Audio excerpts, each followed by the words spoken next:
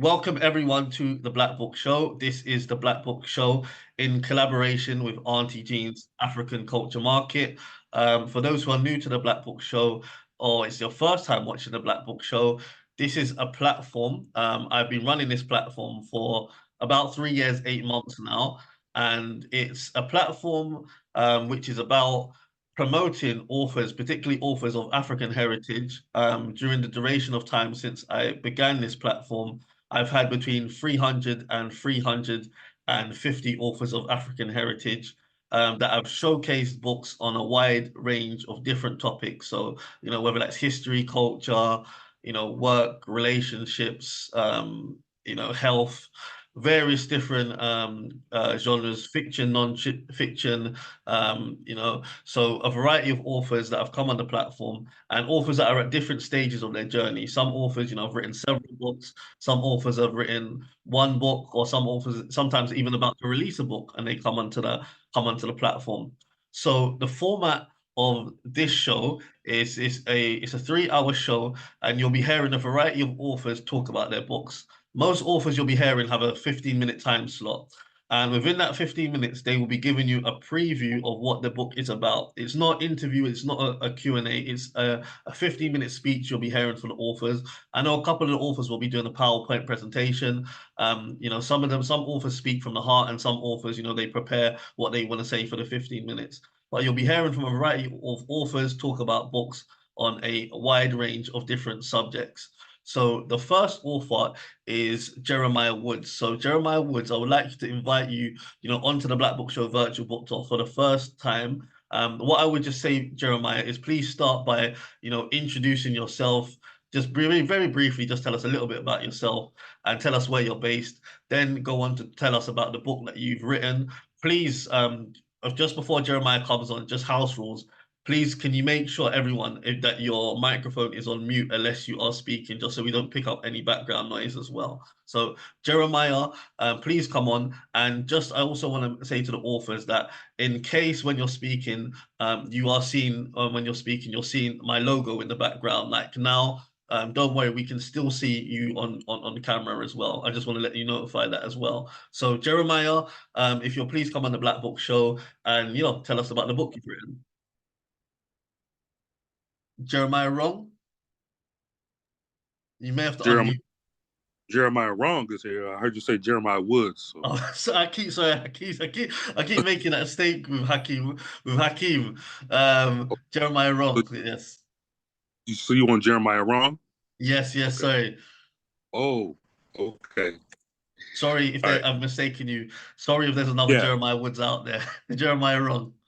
My Okay. apologies. Yeah. It's an honor, first of all, to be on the show.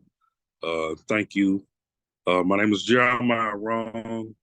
I am a rapper, author, filmmaker. I wrote a book entitled "They Say I'm Still Not a Man," and I've taken that book and I've turned it into a successful stage play. Uh, I have turned it into a documentary series, a docu-series, just to amplify the voice of a Black man in America. Um, I was just, it was during the time where President Barack Obama became president. And just as an individual, I was enduring a lot of situations myself. And so I chose to document it. And it's big from where I come from, uh, uh, not trying to bring any shame to my family, but, I'm very proud about where I come from because my grandmother and grandfather couldn't read or write. And so it was a very big accomplishment for me and my family to have a published book on the market. Um, and so, in that book, um, I just decided to document the discrimination that I was experiencing as a Black man in America in the workplace. And I decided to, just to document those things. I was dealing with things with the government, dealing with things in the workplace, Not only that, I was dealing with situations in the home. I was in a physically abusive marriage, and I chose to document that.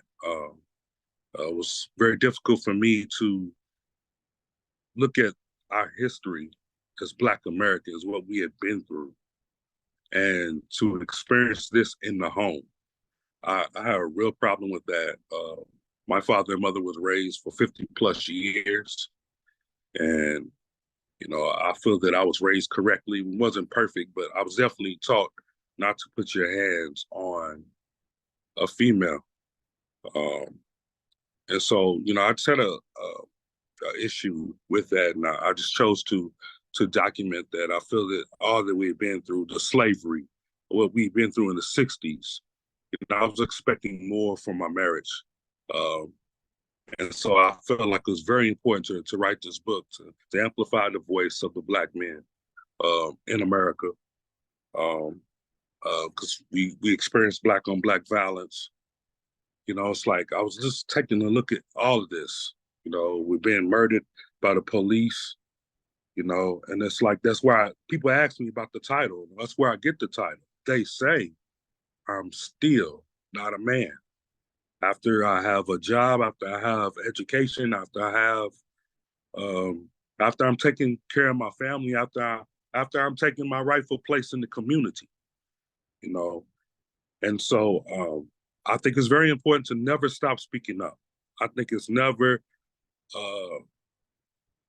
not important to stop and to not paint this picture, because a lot of us African-American males, we deal with things and we're not able to talk about it. It's not easy to say, hey, I'm a Black man and I was abused. I was physically abused. People, what? Matter of fact, I went to the courtroom and they laughed at me. They didn't take me seriously.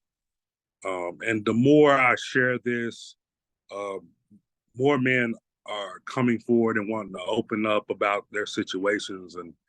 And I'm finding myself sharing my platform with other men. So the book is in Barnes and Noble's platform. I'm going to share my website link. You can get the book there, www.jwrong.com. I'll put it in the chat. But I'm just going to share a little bit. I just wanted to kick it off and start it. I'm going to share. I was inspired to put a music video together, a rap music video, to kind of like, identify the emotion that we experience that may not be expressed, or the voice that may not be heard, that we deal with.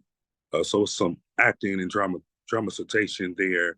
I'm also going to share a portion of my documentary. Here in America, we have a rap artist, a rap mogul by the name of Master P. And I've done quite a bit of work with the label. I've been on tour with the label, friends with the A&R department, things of that nature. We just spoke yesterday, working on continuous projects. And so he's making a guest appearance in this piece of the documentary that I'm going to share with you. He's kind of speaking about the things. We have other authors that's in this documentary as well. So I'm just going to share those two things. Not going to take up too much of your time. And I'm going to share my screen. I'm hoping that this won't be an issue, because I've never had an issue, sharing my screen in Zoom until recently. So I'm going to share my screen and start the music video.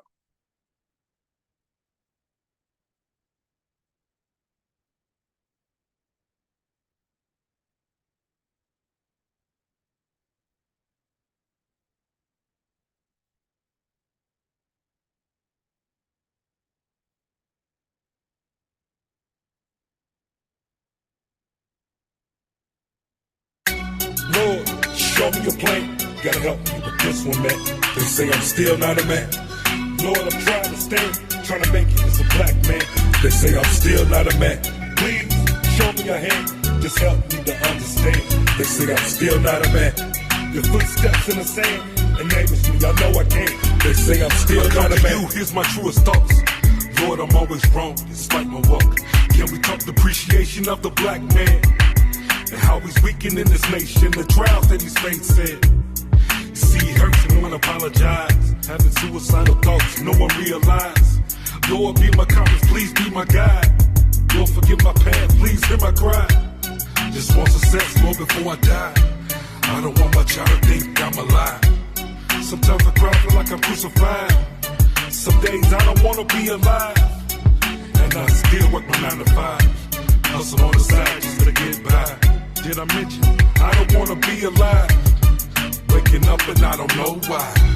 Lord, show me a plan. Gotta help me with this one, man. They say I'm still not a man. Lord, I'm trying to stand, trying to make it as a black man. They say I'm still not a man. Please, show me a hand, just help me to understand. They say I'm still not a man. Your footsteps in the sand enables me, I know I can. They say I'm still not a man. Can't do a walk in the valley of death. In my prayers as I weak, please order my steps. My pain is brought, would you please accept? You know my knees cover me and protect. Give me a clear mind. Give me strength, give me what's divine. Give me heart, I stand on what is mine. Give me fight in silent times when I'm blind. Give me purpose of my design. I look to deep, let me walk in my authority. No passing me, wash my iniquities. No blasphemy, Lord, I'm falling on my knees. You feel my needs specifically, wash me clean. I beg your spirit unto me, without doubt. I know you will set me free. I beg your spirit unto me, without doubt. I know you will set me free. Lord, show me a plan. Gotta go. They say I'm still not a man. Lord, I'm trying to stand, trying to make it as a black man. They say I'm still not a man. Please, show me a hand, just help me to understand. They say I'm still not a man. Your footsteps in the sand, and neighbors know I know I can. They say I'm still not a man.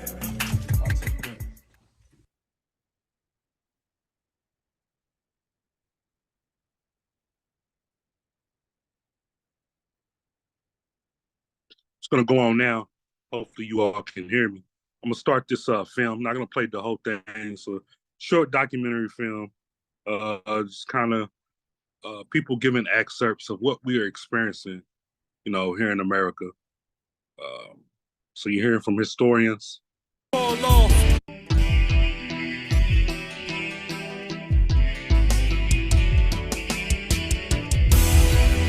they just thought that I would fall off.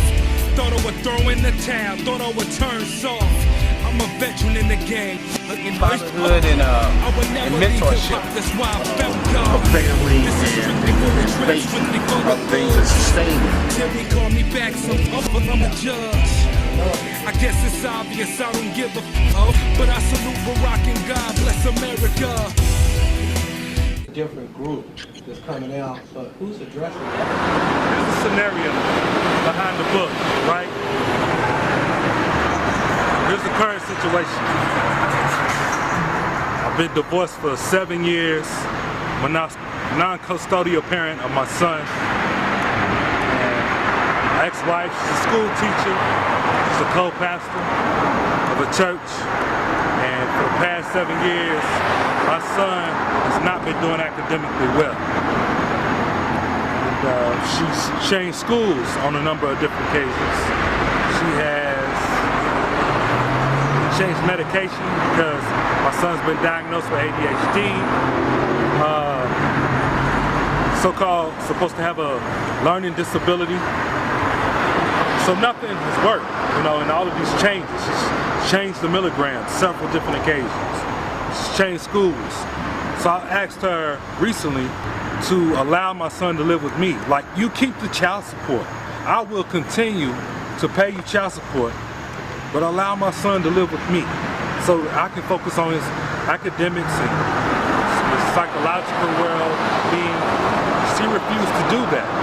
So at this point, I don't understand. I don't know.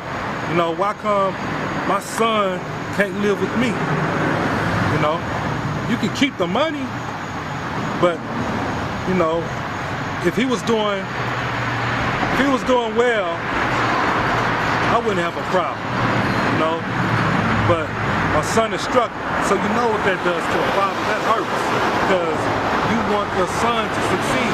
So, you know, I don't know what else to do but to use my resources, my intelligence, to get this word out, to get this message out. So I compiled this documentary with not only my issue of me trying to be a father, trying to be a man, but I have other people that I know that knows what's going on with our community in regards to fatherhood. This book not only goes in regards to fatherhood, but the struggles of African American men, period. We're being murdered, you know, discriminated against. But the most disappointing thing is black on black violence, you know. And, you know, what I have hope for is that women will have respect for men and men will have respect for women, you know. That's my hope. Well, you know, my father was murdered when I was a young man. So fatherhood is really important when it comes to, you know, especially African American men in our community, young men. Fatherhood and mentorship. You know, you don't have your father there for whatever reason, you're in need of a mentorship program. A man picked me up off the streets and saved my life. And what he taught me was love for another black man. That's why it's important that specific people do this specific work in our community. I tell people often that the cure in the black community is being loved by a black man. That's a cure for our women, that's a cure for our children, and that's a cure towards each other as brothers. One of the problems that has me so concerned about young African American men nowadays is it appears they're not appreciated. And it's one of those chicken or the egg ideas, you know, which came first, were they not appreciated, therefore they act out, or were they acting out and then their appreciation generated? I have a tendency to think that it's kind of a decline of, as our society and culture is liberalized. So I got good news. You know, it's October 2014. It's the last time I shot the video, and my son has a 3.2 GPA on his progress report. I'm excited. I'm ecstatic. You know, we celebrated. You know, we went out to eat. I had his name called and all that type of stuff. Went out, bought him some games because we happy for that. But I wanted to go over the emails because, you know, I just want to share that because I have some issues with. Because I feel like the issues are relevant to what we're dealing with in our community. You know, for example, this is how I asked my ex-wife if my son could live with me. This is before the GPA change. I said, I understand that you love my son very much, but academically, he has not been doing well. And this is from year to year. So as his father, I want him to live with me so I can teach him how to succeed academically. The team at my son's school seems very nice and apt to teach, but will my son do well? If not, then what?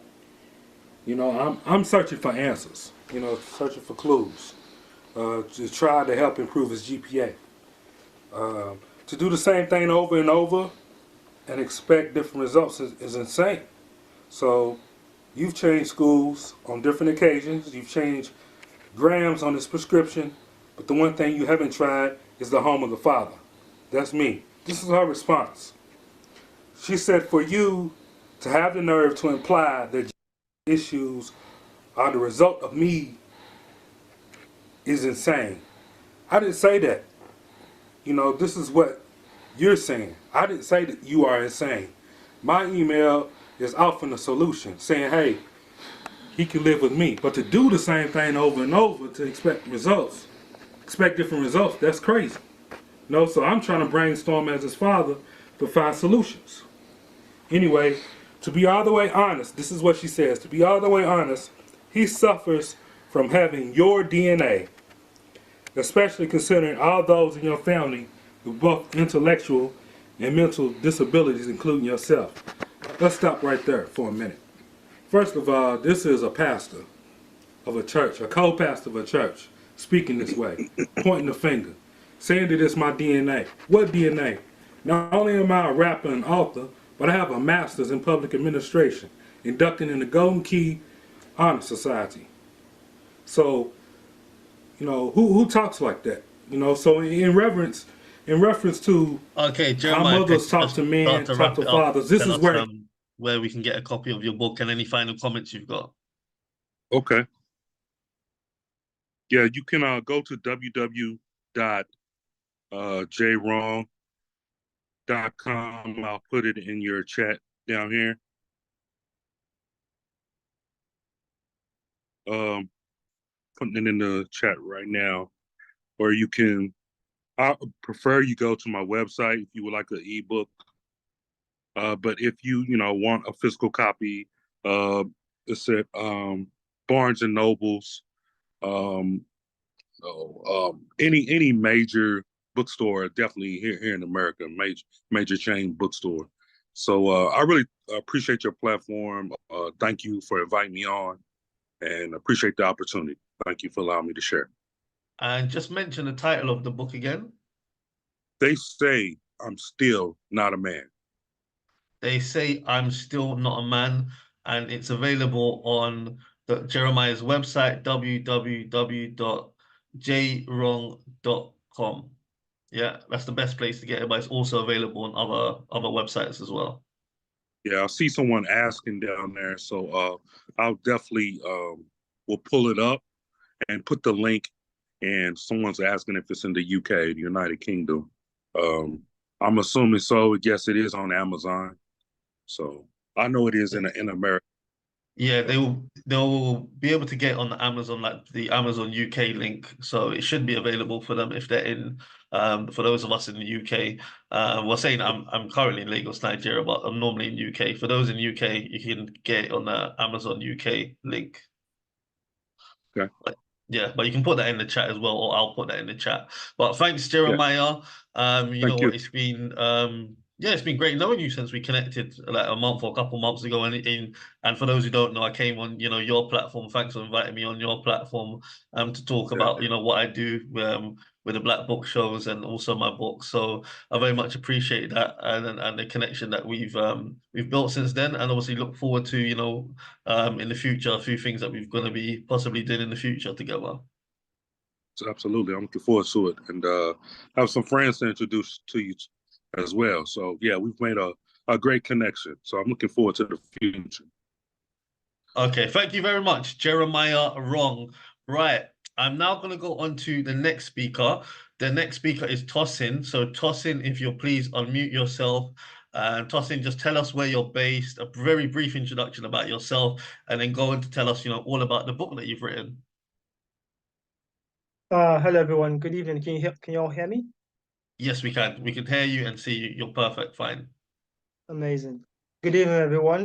Nice to be on this platform. Nice to see all these wonderful, beautiful faces. First of all, thanks, Jeremiah. A wonderful piece there. Obviously, I know where you have sort of constraint for time, but would have kind of loved to see the end of that documentary. But yeah, ironically as well, I wouldn't say ironically, but it is kind of like a good omen that I'm also talking about fatherhood in my book as well. So before I get into that, I'll introduce myself properly. So my name is Tosin, and I'm based here in the UK. I live just outside London, just close to Grays.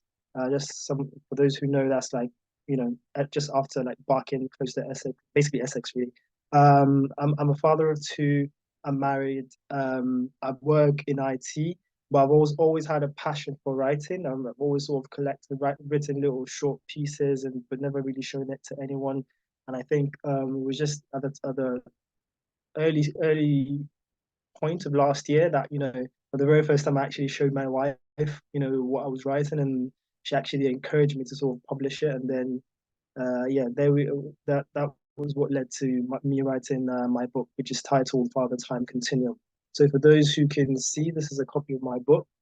It's called Father Time Continuum. Again, like I said, following the themes of fatherhood, this is also about fatherhood. So again, I'll go into the book a bit more if you want. So yeah, that's my introduction. That's myself. Do you want me to touch on anything else, McConan, or should I just No, that's dive fine. in? You can start to go in about, tell us all about the book you've written on fatherhood. All right.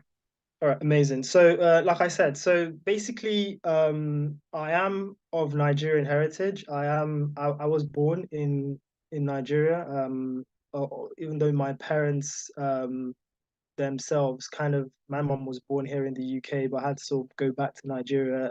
Again, for those who know a lot about the period of African countries going through independence, we had Ghana who first started it in 1957, and then after that we had like a number of African countries we sort of followed the path of Ghana and then started getting their independence in 1960. A lot of families who had sort of emigrated and left Africa started to go back because promises of a better future of a good country, whatever country again was getting that independence. And my grandparents seem to fall into that sort of category as well, where they lived here prior to that independence period, and then they went back and they decided to sort of raise their children there. So again, this book kind of touches and cuts across actually cuts across about five different generations. It's a fictional book, by the way. It's not like a retelling of history in any way, but it's kind of leaning and based off of those eras of the going back to the motherland, and also how it's kind of led to present day. But the core aspect of the book really is about a boy, and it kind of is a coming of age story for that boy, and it allows him to understand what it means to become a father from the perspective of those father figures around him, which specifically are his grandfather, his own father, his biological father, his stepfather, and also his uncle, leading up to the point where he keeps growing and eventually he himself becomes a father. So that's really what the cycle and the continuum of fatherhood is, where some people don't even know the first thing about being a father because their fathers weren't even there. But thankfully for this character, this book, he had a plethora of father figures to choose from to understand the rights from wrongs.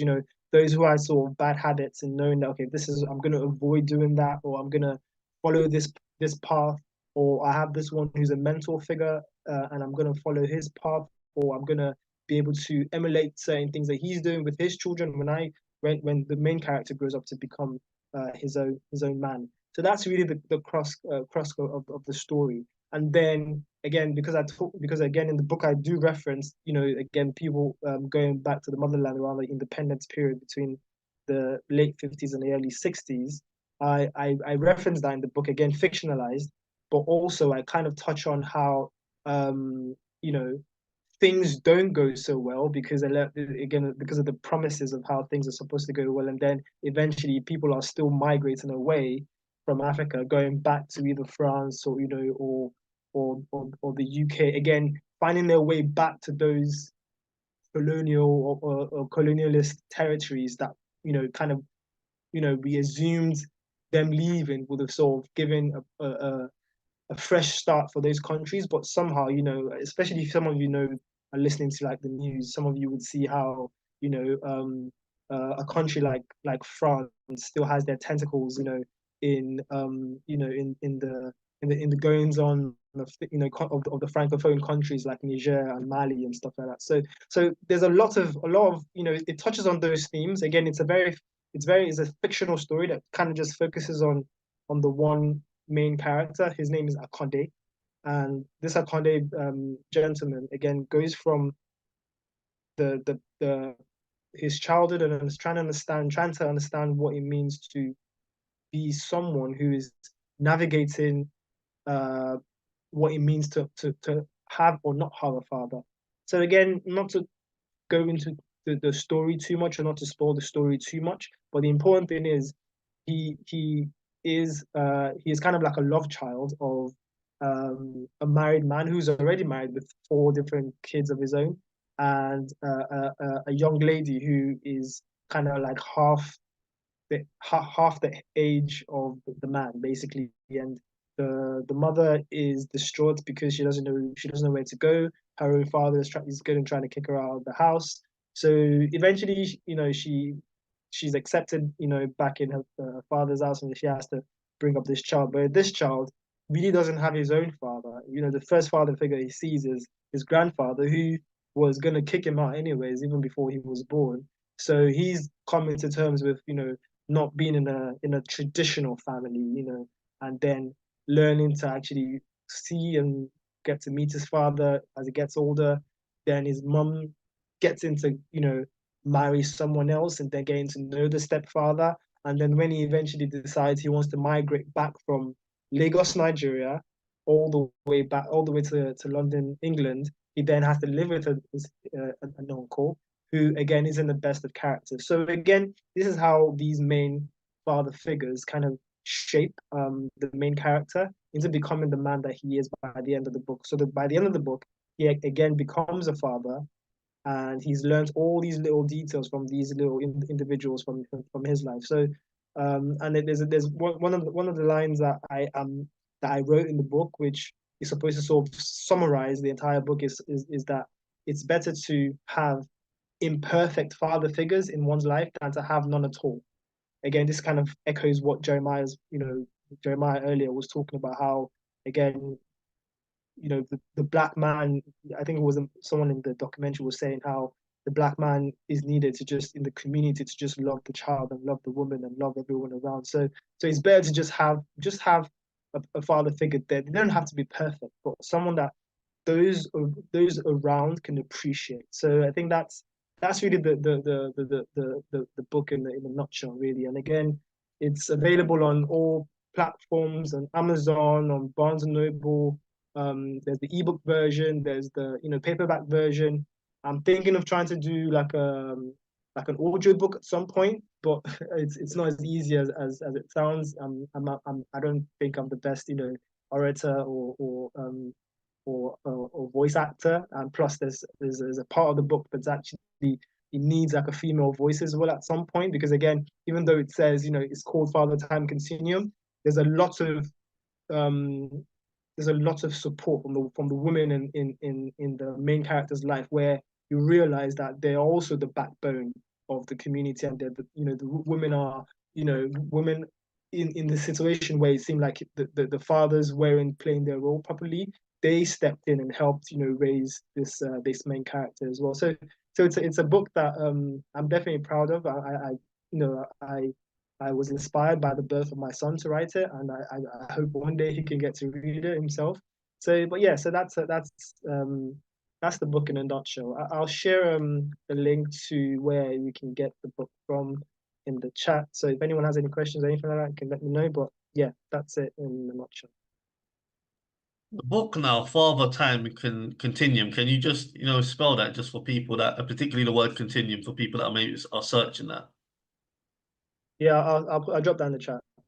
Okay. Now, can you just spell it as well? The reason why, for the people that are listening on the radio show and on Facebook, because don't have access to the chat. So it's father hyphen time and then continuum, CONCINUUM. So WUM. So father time continuum. Okay. Thank you very much, Tosin, for joining us on the Black Book Show virtual book tour. And I look forward to interviewing you soon. Tosin will also be featured on the Black Books radio show and podcast very, very soon. For those who don't know, the Black Books radio show is a radio show that I do every other Monday on Luton Urban Radio and every other Saturday on Galaxy Radio, Galaxy Afui. My next show is tomorrow on Luton Urban Radio between 8 and 10 p.m. That's English UK time. So please join me on lurlive.com. The best place to stay up to date on information regarding the Black Book Shows is in the Black Book Shows Facebook group. If you go on Facebook and put in the Black Book Shows, it will come up. We are also streaming this virtual book talk live on Facebook and on Auntie Jean's African Culture Market, Auntie Jean's Facebook group as well. Right, the next author on the Black Book Show that I'm going to ask to come on is Hakeim Woods. Hakeim, if you'll please like to come on, tell us where you're based very briefly, introduce yourself, and then, tell us all about the book you've written, please. Hey, first of all, man, those two, Jeremiah and my brother, I didn't get what's his name again? The brother Tosin. say it again. Tosin. Tosin, excellent job, brothers. I mean, y'all touching on major topics. I just want to say that. So they're a good segue into what I'm going into. Not so much the both of them talking about raising their kids, but this book that I'm going to talk about is Stevie Bonneville Wallace. Stevie Bonneville Wallace is a fictional book that I wrote many years ago, but this is the first time it's actually on Amazon. And first of all, my name is Hakeim Woods. I'm a writer. I also am an MC as well. However, I'm gonna kind of really dig into the Stevie Bonneville Wallace because it comes from a kind of hip hop mentality, a hip hop mind. I'm from originally Philadelphia, West Philadelphia. You heard probably Will Smith, the superstar, talk about West Philadelphia, born and raised. He was at a part of West Philadelphia that was up top, as we say. That's a slang word that when he was rapping, he was kind of up top. I'm from a place where it's the bottom. If you can understand what goes on up top and what's going on down the bottom, it's a little more, not that Will Smith neighborhood wasn't rough, because I'm not taking nothing away from his neighborhood. They were wild just as much as but that our neighborhood was, I guess, even that much more aggressive. I'll leave it at that. So he was at, like, I guess you could say 60th Street. And in that area is where, like, his mother and other families, Black families, were they had good jobs and things of that nature. Not so much that the area that I come from, they didn't have it, but we were a little more hardcore, So West Philadelphia, if you can understand that, that this area is called the bottom, is very significant to my story, Stevie Bonneville Wallace. Stevie, I'm going to share the screen, and you tell me if you guys can see this. This is the cover. Is it appearing? So Stevie Yes, Bonneville, we can see it. You can see it? Okay, good. Okay, Stevie Bonneville Wallace, if you notice at the bottom, I say a Philly urban hip-hop Black psychological studied short novel. And it's also edited by Kay Pre. She's also a writer and a play actress in California. Anyway, Stevie Bonneville Wallace is about two characters. One is kind of a conscious type of dude, and the other one is kind of this aggressive street thug that's merciless. He's a tyrant in the community, and these two clash. One is kind of trying to help up the community. The other one is tearing it down. But what brings this story to light in a major way is the narrator. The narrator is a psychopath. And as the psychopath explains the two, Stevie Bonneville Wallace, which is the tyrant, and which is what the book title is about, he gets into it with a character by the name of Young Wise. Now, I'm going to tell you why Young Wise is very important to hip-hop in this way. And this became, okay, so these two characters are in a community where Young Wise is trying to build up the community. How does he build up the community? He does it by teaching his peers about college. He's teaching them if they're going to rap, then he's telling them they're going to rap using a conscious mind state. He teaches them about computers and he teaches them about community and building up a center that provides like computer studies and programming. And also he tries to show the connection between the people in the community. And one of the main people in the community is, coming back to the women, Black women in the neighborhood, is an older woman in the book where she's kind of guiding him in a sense, guiding young Wise. But Stevie Bonneville Wallace is not having it. He doesn't like the community that is being built with his Black brothers. His thing, let's get money and let's do whatever we have to do to get it. And if that means killing each other, we're going to do it by all means, any means. So this book also was the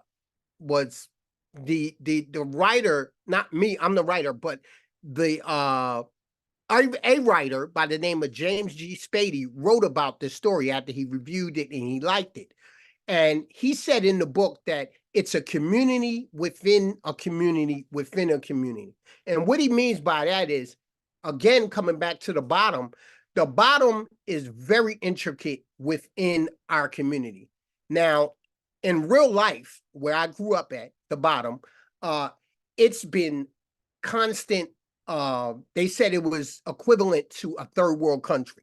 Why? Because it had its own rules when it came to crime.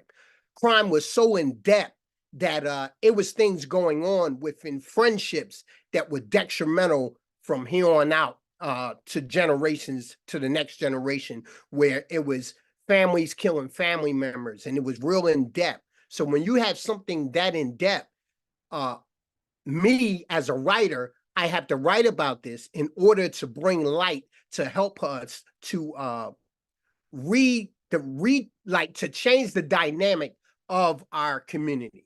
And this is why Stevie Bonneville Wallace was written. And what Young Wise is trying to do is he's trying to desperately save his community by any means necessary. And when I say that, I don't mean from Malcolm X, any means necessary. I'm talking about the blueprint of Elijah Muhammad, any means necessary. It's a difference. To me, that is. So he's kind of taking on that kind of blueprint of the Nation of Islam, but kind of bringing it in a hip hop state of mind. And he's desperately trying to do that, but he's being torn down by Stevie Bonneville Wallace. So, and again, the narrator, which is a psychopathic narrator, he's telling the story while he himself is going through all kinds of changes.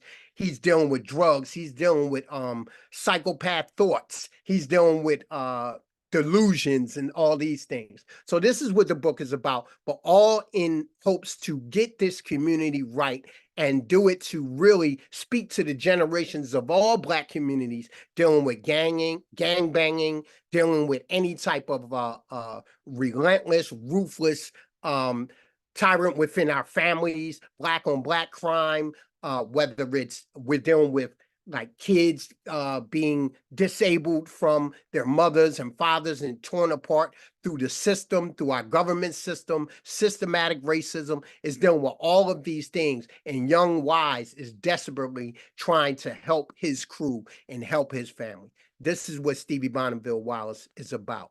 Now, also, I'm going to share something else. Stevie Bonneville Wallace was read by Wise and Intelligent from Poor Righteous Teachers, which is, I'm not sure who's familiar with that. We should all be familiar with Poor Righteous Teachers. But YZ, he read this book. And when he read it, he promoted it. He promoted it heavy on Lord Jamar, which is from Brand Nubian. And he talked about the book. And he created an album named after this book, which he called it Stevie Bonneville Wallace. And he actually used the correct term, Stevie Bonneville Wallace. I changed the name because I wanted more phonetic, street kind of hip hop thing. That's why you see I spelled it STEVYBONNEVILLE. And then Wallace, I took the L out and just spelled it WALAZE. You understand? So I'm gonna show you this. I'm not sure how much time I got. If I go over, just let me know and I'll stop. But I'm gonna show you. Let me go here. Let me see if I can bring this up. If I can't bring it up, it's not a big deal because I can explain it, and I'll just put the video in the description. Just give me a hot second. I'll tell you what, that's what I'll do. I'll take this copy, and if you watch this video, you'll be able to see the I'll put it in the chat. How's that? Just give me a second. I'll put this back up so you can see. I'll put it in the chat. So this is in the chat. All right, that's the video. Let me just describe what that video is real quick. The video is basically Wise and Intelligent. It's kind of like a rock hip hop type video, and he's showing in the video, he's showing, because I'm not sure if I had it queued for sharing, but he's showing in the video this woman, and he's trying to drop knowledge on her. And in Stevie Bonneville Wallace, there's a young lady who's also a conscious kind of street woman. And she's in between like a Chanel bag carrier and a conscious woman. So it's a lot of women, Black women, female presence in this, but it's not your typical knowledge dropping women. These are women from around the way, from the hood, but yet they still have knowledge. It's also those type of women in the hood as well. And it's a woman in his video, and she's holding the first copy of Stevie Bonneville Wallace, which she's sort of acting out the character in Stevie Bonneville Wallace character. I'm not giving you all the characters' names because I do want people to go and pick the book up and read it, and you can get the book on Amazon. It's available on Amazon. I'm about to leave that in the both areas. I'll leave it in the what do you call it, in the Zoom. Let me bring this up. But that's Stevie Bonneville Wallace. And again, this is my first book that I really released, and it basically got a lot of recognition through me just hustling it and selling it through trade shows, book events, me going hand to hand and giving it to a few superstars that took the book, and they read it. And I know they read it because of certain things that I saw, and I saw them respond to. So this is Stevie Bonneville Wallace. Any questions or any feedback? I'm going to leave the Amazon. Give me a second. I'm going to leave the Amazon in here. Just let me try to bring this up. But yeah, this is Stevie Bonneville Wallace. Okay, thank you very much, Hakeim. If there's anything else from you, just let me know. How long is the video? Because you still got like a few minutes left. If it's Okay, the video is not long. I'm trying to see how I can share it. I thought I had it queued up, but when let me see. I don't know why I can't bring it up. Is the link in? You've put the link in the chat, because I might share it on my end. Yeah, I'll put the link in the chat. Yeah, hold on. Now I'm trying to bring this back up. What's going on? What's going on? All these things are messing up while I get done here. Man, I'm sorry, but again, that's okay, what I'm doing is I'm just loading it up on my end. So okay, all right. So just give me a moment. Okay, yeah, but again, and like I said, I've been writing for a very long time. Like I said, I write rhymes and stuff of that nature, but also I take a lot of the things that I write as an MC, and I also put it into a lot of my books. I just want to really just express my one book. I have many other books, but I don't really want to talk about those yet. I'm going to come on this show and present those as well. But this is the one I really want people to check out, and I want you to get into it. I'm trying to get back to the original. Okay, so I'm gonna share the video now. So Hakeim, you can see my screen now. Everyone should be able to see my screen. You can see my screen, yeah? Yeah, okay, good. You got it. Good. Okay, so I'm just gonna okay. Good. I I am the truth, I'm the light, I'm the way that she used to be before you sold out. No doubt, I'm clear about who I am. This is the right video, Hakeim, yeah? Yes, it is. Yes. Don't wanna be anyone else on the planet but Jesus. Oh, he's just literally out of his right mind. I'm quite fine. I write rhymes for my hook from my heavenly high place. Think twice before stepping to my face. By God's grace, I dead them, behead him for the blasphemy. It isn't just hot, it's my style does more in our verse than most spit. When I hold this, niggas know this, but ask them, they'll lie. Falsify my original freshness, they'll try. So like a baptized baby, God bless this. Old wine in a new skin, introducing the unconquerable G's Jones. Hip hop don't stop, keep on. Second coming, gotta run and get gone. Peace, assalamu alaikum, shalom. Oh, this nigga so not wrong. Never do what the Romans do, even if the nigga law offering a nigga 50 million to women in a room with a view. Persecuted for the truth I spew. Hebrews don't get it confused. These dudes like clues, I'm him, who you? You know, Jesus, I really don't know who you are anymore. I mean, all this time. That's the book on the couch.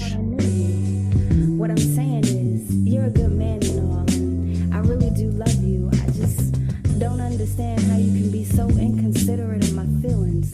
You write songs about loving, respecting, and protecting a woman, but I don't think you've ever honestly loved any of the sisters. That's the book in her hand, the first copy that I created. As much as they were yours. They got me all fucked up, all confused, all twisted. Cause I got a lot of black folk listening. Cause they got me blacklisted. I'm in my whipper whipping. Black cherry medicine, I'm sipping. I'm gifted, the present, the future's investment. Wait a minute, let me shine my halo. Some pedal yayo, honest, that's not me. If I never got knowledge and acknowledge that the father would I pitch dope, I don't know, probably. That's how this ghetto got me. This deprivation's making.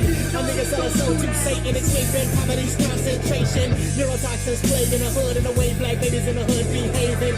Can't save them, acting all savage. This is what happens when you're moved by pavement. Never mind what I am saying. Find a crowd with my new shit playing. To the eyes over here, she's taking. Father of general civilization. Classes, the masses, Jerusalem to Nazareth. No one understand, I know what the map is. Never let him get a hold of my black ass. Locked up in the garden state, not like Gethsemane. Caligula, enemy. Press that he back, he'll erase my memory. Before Timothy, under me, Jesus. It's like spiritual game or something. No different in many ways than the games ran on sisters by brothers of a lesser understanding, which actually makes it worse.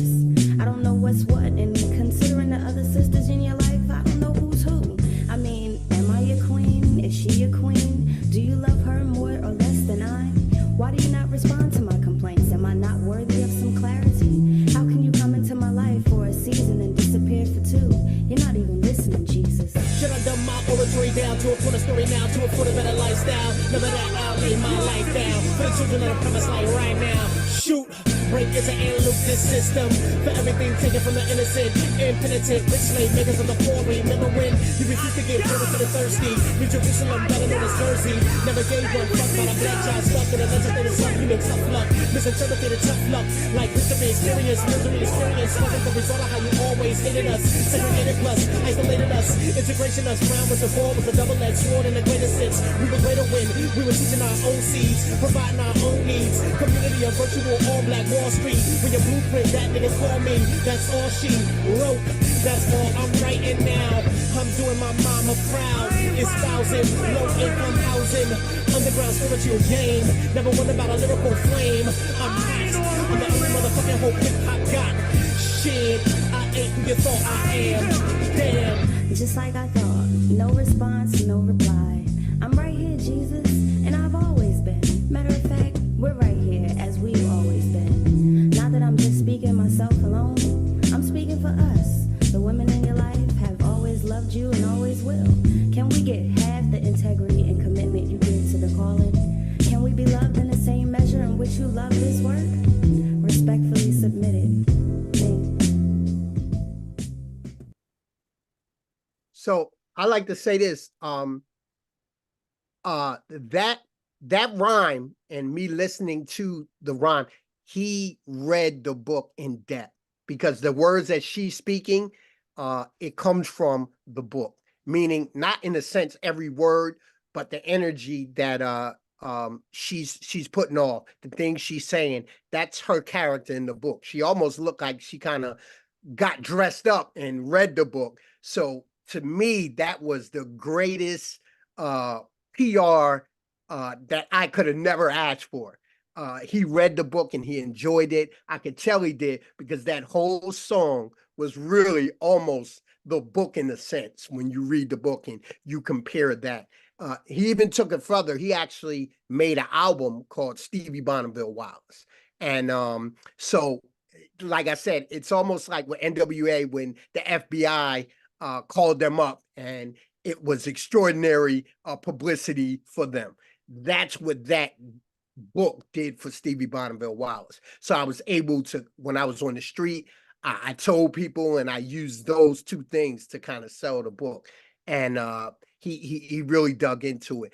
But I dug into the story. I really, took the story to different heights. And again, Stevie Bonneville Wallace. And the reason I call it Stevie Bonneville Wallace is because in Philly at one point, a lot of the hustlers and drug dealers were in Bonnevilles. And in an area, coming up, I knew a guy named Stevie, and Stevie was like around the way type dude that I always thought was my man. He was cool. And so I took Steve, and then I took Wallace, which is a street in the bottom called Wallace. So I said Stevie Bonneville Wallace, because a lot of guys would drive Bonneville Pontiac cars. So I put that together, and that's what it is. And like I said, wise, intelligent. He read the book, and those are some of the creativity methods that he came up with. And that video to me represents that book. Like I said, he read it and he had to love it. Well, he told me he did, but so that's what you have, So the book, I put the Amazon link for the book. The video as well is there as well. Okay, thank you very much, Hakeim. Just before we move on, I know Patricia's got a hand raised. So I'm going to go to Patricia in a moment, but just one more time, mention, where the book's available to be purchased, and just again, the title of the book. Okay, again, the book is, I left the link in this thing. It's on Amazon, excuse me. It's on Amazon. So if it's on Amazon, it's basically on every platform. You can only get the book digital. I'm not digital. Physical copies. They'll send it to you. You know how it goes. I didn't do the digital thing just yet. I'm waiting. But you can get a physical copy. You just go on Amazon. It's international. I don't care where you're at. You like we said already. It doesn't matter where you're at. But the link is in the it's in the and the title of the book again one more time for those who are listening. Again, Stevie, I'm gonna give him the whole name. Stevie Bonneville Wallace. I'll give you the actual. Can you see that? I'm not sure if you guys can see that. Am I holding it? Good. Okay. Stevie Bonneville Wallace. The full name is a Philly urban hip hop black psychological studied short novel, because I wrote it in a sense as if it was for a scholar audience, but really it's kind of like an urban, like knowledge conscious book, if you will. Okay, thank you very much, Hakeim. Just before we go on to the next speaker, I know Patricia, you had your hand raised, so just going to go to you quickly. So Patricia, you just need to unmute. What I wanted to do was say it sounds fantastic. You're really excited and you've sold it to me, your book. Oh, wow, good. That's really what I wanted to say. Thanks. Okay, Hakeim is going to put a couple of people have said that they've tried to find it on Amazon and they can't find it. Say it again. A couple of people said they've looked for it on Amazon and they said they can't find it. I left the let me grab it again, because I have a new book, and that one I'll leave the link again here. I'm gonna place a link here. There's a link. Okay, so he's just put the link in the Amazon link in the chat for those people. That's the Amazon.com link. So obviously, if you're in UK, you should probably try the UK link. But yes, okay, right. I'm gonna go on to the next speaker now. The next speaker is Leon Langford. So Leon, if you please like to come on, just tell us where you're based, briefly introduce yourself, and then, go on to tell us all about the book you've written, please. Yeah, thank you. Yeah, so my name's Leon Langford. I'm the author of Starline, Thieves of the Red Knight. It's available now on Amazon, Barnes and Noble, as well as Audible. And I'm really happy to be here with so many other great Hold Black on, Leon, authors. you can bring the camera up just a little bit. Let's see, what's up? Just bring the camera up just a little bit. Just yeah, Better? yeah, that's Okay, get fine. my That good should be side. fine. That's Thank you. No worries. Yeah, so I'm happy to be here with so many other great Black authors. Hakeim, Tosin, Jeremiah, salute. Really excited to meet y'all. I'm originally from Virginia, but now I live in Los Angeles, where I'm a professional writer and screenwriter. And this feels like a huge moment for me. I've always wanted to be on a show like this, so thank you so much for having me. I'm a screenwriter by trade. I make my living writing movies and TV shows. So thanks for having me on and look forward to telling you all about Starline. So without further ado, let's hop in. Gonna do a little screen share real quick.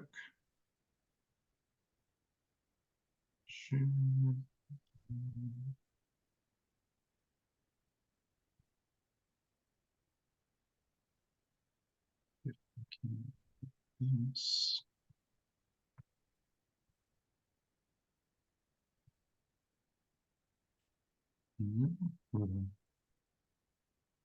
Funny how it always happens just before you start.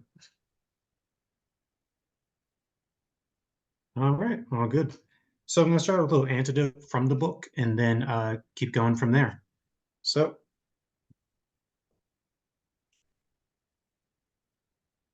Alicia put a finger to her ear and called out, "Squad leader, we've got a possible situation on the north side. We're going to check it out."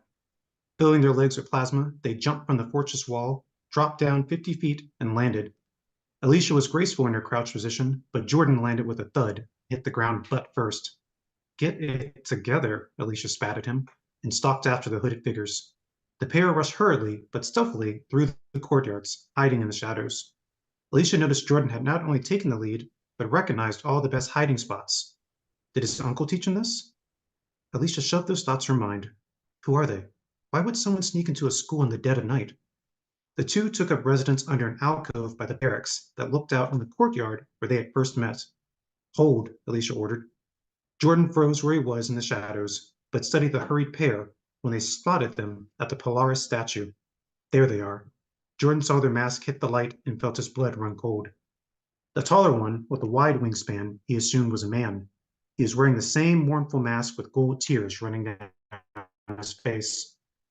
Then there was a smaller one whose gender was harder to identify, but the bird mask showed a bit of the mouth underneath it. Villains wear masks. His professor's words came back to Jordan, who gritted his teeth at the thought of ripping the mask from them. "They're here," Jordan seethed. Alicia read the tone of his voice. "You know them?" Jordan pulled his gloves tight around his fingers and made a fist. "We gotta stop them." "Hold on," she cautioned. Alicia turned her wrist over and tapped the screen on her arm. It scanned the strength levels of the mystery visitors. Her breath caught in her throat. We're way out of our league here. Jordan looked back and saw her device had read their strength levels. The shorter one, with the bird mask, read 35,000. The taller one, with the gold tears, 65,000. The shorter one we could probably take, but the taller one is a monster. Jordan shivered, but bottled the fear and pushed it away. Their captain's voice echoed in their ears as Alexander chimed in. "We're on the way. Hold off. Wait for my signal. That's an order." "There's no time." Jordan's mind screamed, "It's now or never." Jordan turned back to Alicia. "I think I know who they are." "Alicia, Jordan, do you copy?" Alexander's voice came back worried. "You are to hold your positions." Alicia kept her eyes trained on the two cloaked figures. They were clambering over the Polaris statue and reaching for an opaque jewel set in his hands that represented the star Polaris was known for. Alicia felt a different type of storm brewing inside of her. Not wet or sour, but loud. It made her blood run hot and angry. "You know, yesterday when we met here?" Alicia's voice came out sharp and cold. "Yeah?" Jordan nodded. While the shorter bandit played lookout, Gold Tears was examining how to remove the jewel from Polaris's hands. "Yeah," Alicia seethed. "Polaris was my great-grandfather." Jordan blinked, realizing the implications. They're defacing her great-grandfather's statue. Jordan's thoughts were confirmed by the raw plasma steaming off Alicia's body. He pulled his gloves tight against his knuckles.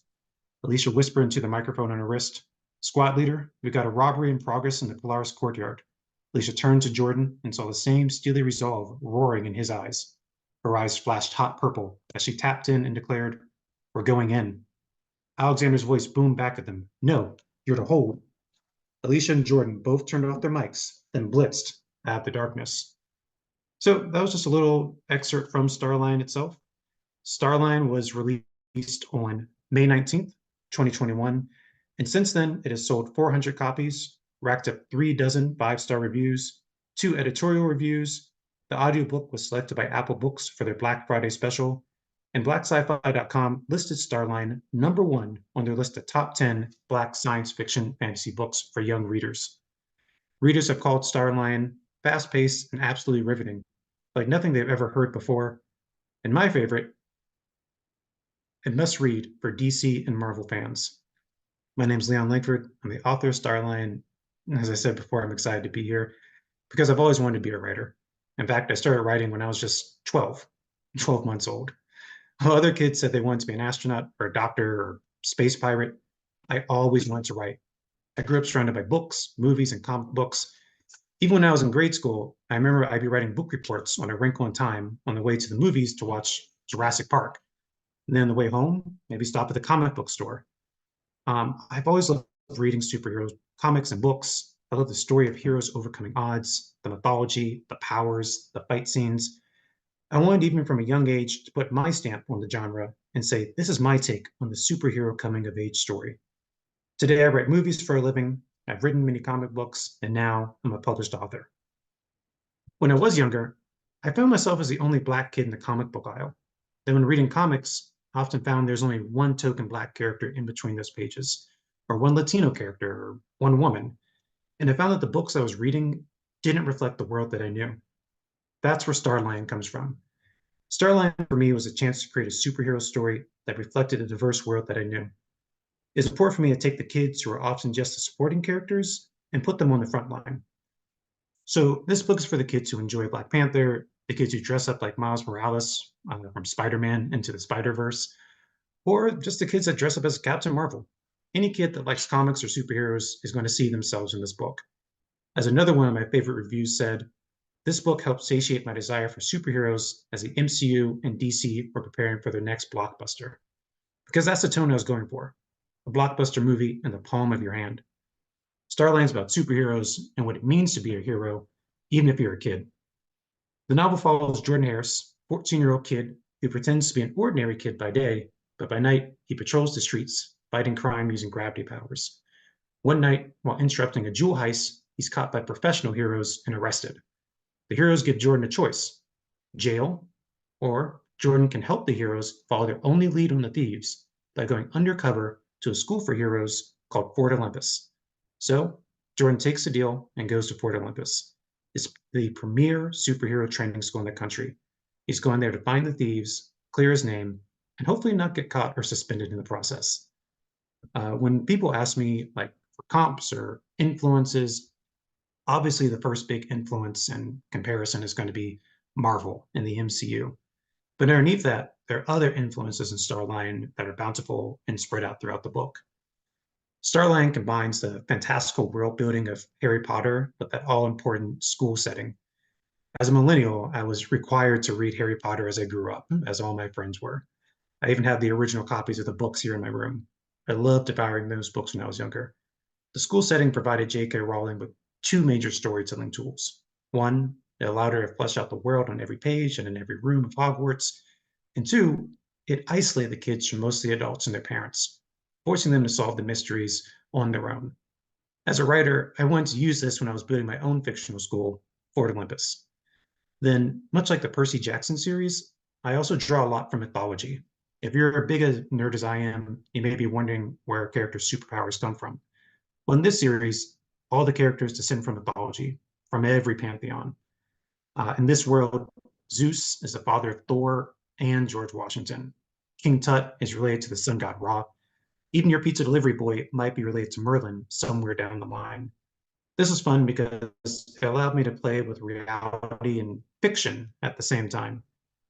For kids that like history, whether historical or mythological, they'll get a kick out of this. My last big influence is anime. If you haven't, it's not clear by the art, or if it's not obvious by now, I'm a super nerd. I love anime. I love mythology. And I believe the element that separates traditional animation from American animation is the storytelling. With American shows like G.I. Joe and Transformers, their shows they're very singular. They all exist in these 30-minute time span bubbles where characters just arc, just like that, you know? Everything's solved. But anime, things are wildly different. These characters arc over a whole season. They have multiple episodes weaving in and out of each other, and the characters are allowed to arc off of each other. And that's what I wanted to work with here. While Jordan, our main character, is the central piece through the story, his arc runs parallel to his classmates and teammates who change along with him. I really like ironic characters. As a screenwriter, you often look for the characters that actors want to play. And those characters are the ones that are in conflict with themselves, like Harry Potter. He's the most famous wizard in the wizarding world, yet he has no idea. Marvel, you have Iron Man. He wants to create all his inventions to save the world, but oftentimes his inventions end up endangering the world. In Starline, Jordan and his friends want to save the world, but they need to save themselves first. Starline was released, as I said, in May of 2021, which means I wrote the book during 2020. In a lot of ways, writing this book was my own escape during 2020. We went through a pandemic, an election, and a whole civil rights movement in 1 year. So in a lot of ways, we're all still dealing with 2020 ourselves, young and old alike. The characters in Starline have the Green Knight. It's a night that changed everything for them. Their hometown, Houston, like I said, a mixed reality with fantasy, was attacked by a supervillain that cost many lives. Even 10 years later, our characters, now teens, are still dealing with the effects of that night. As an author, I wrestled with this for a bit because I think there's nothing wrong with talking about grief in kids' books, but you need to show both sides. There's grief and then there's remembrance. There's sadness and joy, the valley and the mountaintop. If you're going to discuss trauma, you also have to discuss healing. My main character, Jordan, he lost his parents 10 years ago in the Green Knight. He lives with his sister, who implores him not to use his superpowers, to be normal, not draw attention to himself. So though Jordan is our superpowered main character who can leap over tall buildings and float, he's a kid with a rough past. He suffers from anxiety. While never explicitly stated in the novel, he often has frustrated feelings and instances of fleeting panic attacks. But that's his arc as a character, to overcome those feelings, to be stronger not just physically, but emotionally. As his gloves say, be your own hero. And though he starts out as a vigilante and working alone, he learns how to lean on other people, saving himself and the world. Then, for me, I also want young Black and brown kids to see themselves in these characters, because unfortunately, we really don't see them that often, you know? It's one of those things where they're still in the margins. So this book is for them. It gives them permission to belong in places they're often written out of, whether it's belonging to a team like our main characters, belonging to a minority group, or belonging to a private academy. Like, I'm Black. I exist in all these places. I went to a private school where I was one of few Black kids. I lived a life where I didn't see myself in my classmates or even my entertainment. In fact, it's only the last 7 years we're seeing an explosion of Black characters in comics and film. And now, you know, thankfully, there's whole conventions and films dedicated to Black characters, and really trying to ride that wave and be a part of that and show kids that you can see themselves as a hero. And I want to be one of the people that creates one of those cultural touchstones. So as I sort of wind down a little bit, I often tell younger writers to write what you know, to write what comes naturally, to write the story that you want to see. And when I started writing Starline, I wanted to write the story that I wanted as a kid, a story featuring people who look like me and looks like the world around me, a story you can read for sheer entertainment value, or something you can lead a discussion about. For those kids that are looking to validate their identity, this book is for you. For kids like history and mythology, this book is for you. And for the kids who are still trying to discover their own superpowers, this book is for you. Yeah, so how much time do I have left? Just hold on. I'm checking my stopwatch. I think you've got, if you're finished, it's fine. I think you've literally got about a minute left. So if you're finished now, Oh, it's fine. sweet. Yeah, well, I can fill that minute.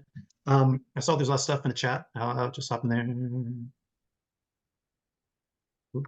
Okay, that's fine. So just one more Yeah. time then for the people, if you're, 'cause I know you're gonna put your details in the Zoom chat, but the people that are listening via Yeah. Black Culture Radio, shout out to those who are listening via Black Culture Radio, the people who are watching Facebook, and the people who are going to be watching the video on YouTube as well. Just mention one more time the title of your book, Yeah. and where it can be purchased from. Yeah, 100%. It is Star Lion. That's one word. It's actually a joke within the book. Star Lion, Thieves of the Red Knight. It's available now on Amazon, as well as barnesandnoble.com, as well as Audible. And then you can also find copies in print, audiobook, and digital as well. So all the formats. Okay, thank you very much, Leon Langford, for joining Thank us you. on the Black Book Show. Another great speech. This is the Yeah. Black Book Show virtual book tour. The Black Book Show, the home for Black authors. Now, the next author I'm going to invite to come on the platform is Alex Lee Davis. So, Alex Lee Davis, if you just please come on. Welcome to the Black Book Show virtual book tour. Please start by introducing yourself and tell us where you're based, and then go on to tell us all about the books you've written, please. Well, hello everyone, and thanks again, McConan, for this opportunity. I've written 2 books for middle graders. The first one is called Kingdom of Sangwell, Secret Mission, and the second one is called Kingdom of Persia, Double Trouble. My background is in social work and teaching in further education, and I'm based in Birmingham in the UK. So that's me. I'm going to try to share the screen now. Let's see if this will come up. Can you see that? Is that clear? Yes, we can. Okay, lovely. Okay, so I'm going to go into the background of how I got into writing and a little bit about the stories and the characters that I produced within the stories. So when my children were younger, I used to read, we used to have story time at bedtime, and they always used to say, put me in the story, put me in the story. So I'd have to create a craft of putting them into the story in some way, some form. I realized it because back then there was really a lack of diversity. There weren't any characters that were black or brown. There would be 1 or 2, or they were in the background, pretty much what like Leon had just said. And so what I did was take it a little bit further and started to add dialect and phrases and make it really entertaining. And they really enjoyed it and started laughing. So I thought, well, there's something about this, started igniting me. Oh, perhaps I need to be looking into this a little bit more. At about the same time, a lot of the libraries were being closed by the local authority. And this was really disappointing for a lot of families, because going to the library during the holiday times or over the weekend was a real time for them for children to engage in activities, engage in story time, and to just let their imagination run wild from just being within school and the restricted books that they had in school. So there were more activities, they could read any book they wanted, and they were really thoroughly engaged. And I noticed that, especially. At the same time, again, the third point for me was that there was a surge in the media of child labor, children working in mines, sweatshops, and working on rubbish heaps. Each time they were trying to help their families gain food, money for clothing, and so on. So these 3 things started to come together for me. And I thought somehow there is a story in here somewhere. And how could I kind of put this together and create something that children would want to read? And because it felt quite chaotic, I thought, look, I need to go and do some writing courses and see if I can write something. So that's how I started writing. And I knew the first book was going to be based in a library, simply because the library was closed. And I thought, look, libraries are where a lot of the imagination starts to come from within the book. So I thought, right, number 1, there needs to be a library in there somewhere. And the librarian needs to be key for some reason, because they were the giver of the books and so on. And also, for me, diversity needed to be in these books. So putting all 3 together, I thought, okay, I've got the ideas. Now I need to look at what sort of problem is there? What are these children, whoever they are, what are they going to solve? So it had to have a bit of mystery. So I didn't really think about writing fantasy adventure at first. It really was about a mystery. And as I started writing, the fantasy adventure side just started to come out and the characters started to come alive. And I started to see how much it was really exciting just to have this. So I'll go with looking at how the characters came together. Let me see if I can go to the next slide. So really, like I said, it was about the problem that I had. The genre just came together as I started writing. I knew they were going to go on some sort of exploratory journey, and it was going to begin in the library. So here is my librarian. Her name is Arabella, and she really doesn't look like this in the library. In the library, she's quite stern, but a little bit more rigid. But in the kingdom, which the children don't realize, where she really belongs, she's a lot more flamboyant. And she's the person who wants to take them to her kingdom because there's something going on that she needs children to solve the issue of her kingdom as such. And the kingdom is called Sangwell. The next character we have here is Rafe. And Rafe for me was the first protagonist. He's the eldest of all of the four youngsters, and he's cool under pressure. He enjoys outdoor sports and pursuits, and he's a strategic thinker. But at the heart of Rafe is his cousin Tia, because Tia is for him the new addition to his family. We'll take a look at Tia. Now, she's his younger cousin, Rafe's younger cousin, and she's recently lost her mom. So she's had a big upheaval in her life that she now has to move in with Rafe. She has to be part of their family while her dad works away. So she has a whole move of someplace new to live. She also has to get used to a new school and new friends.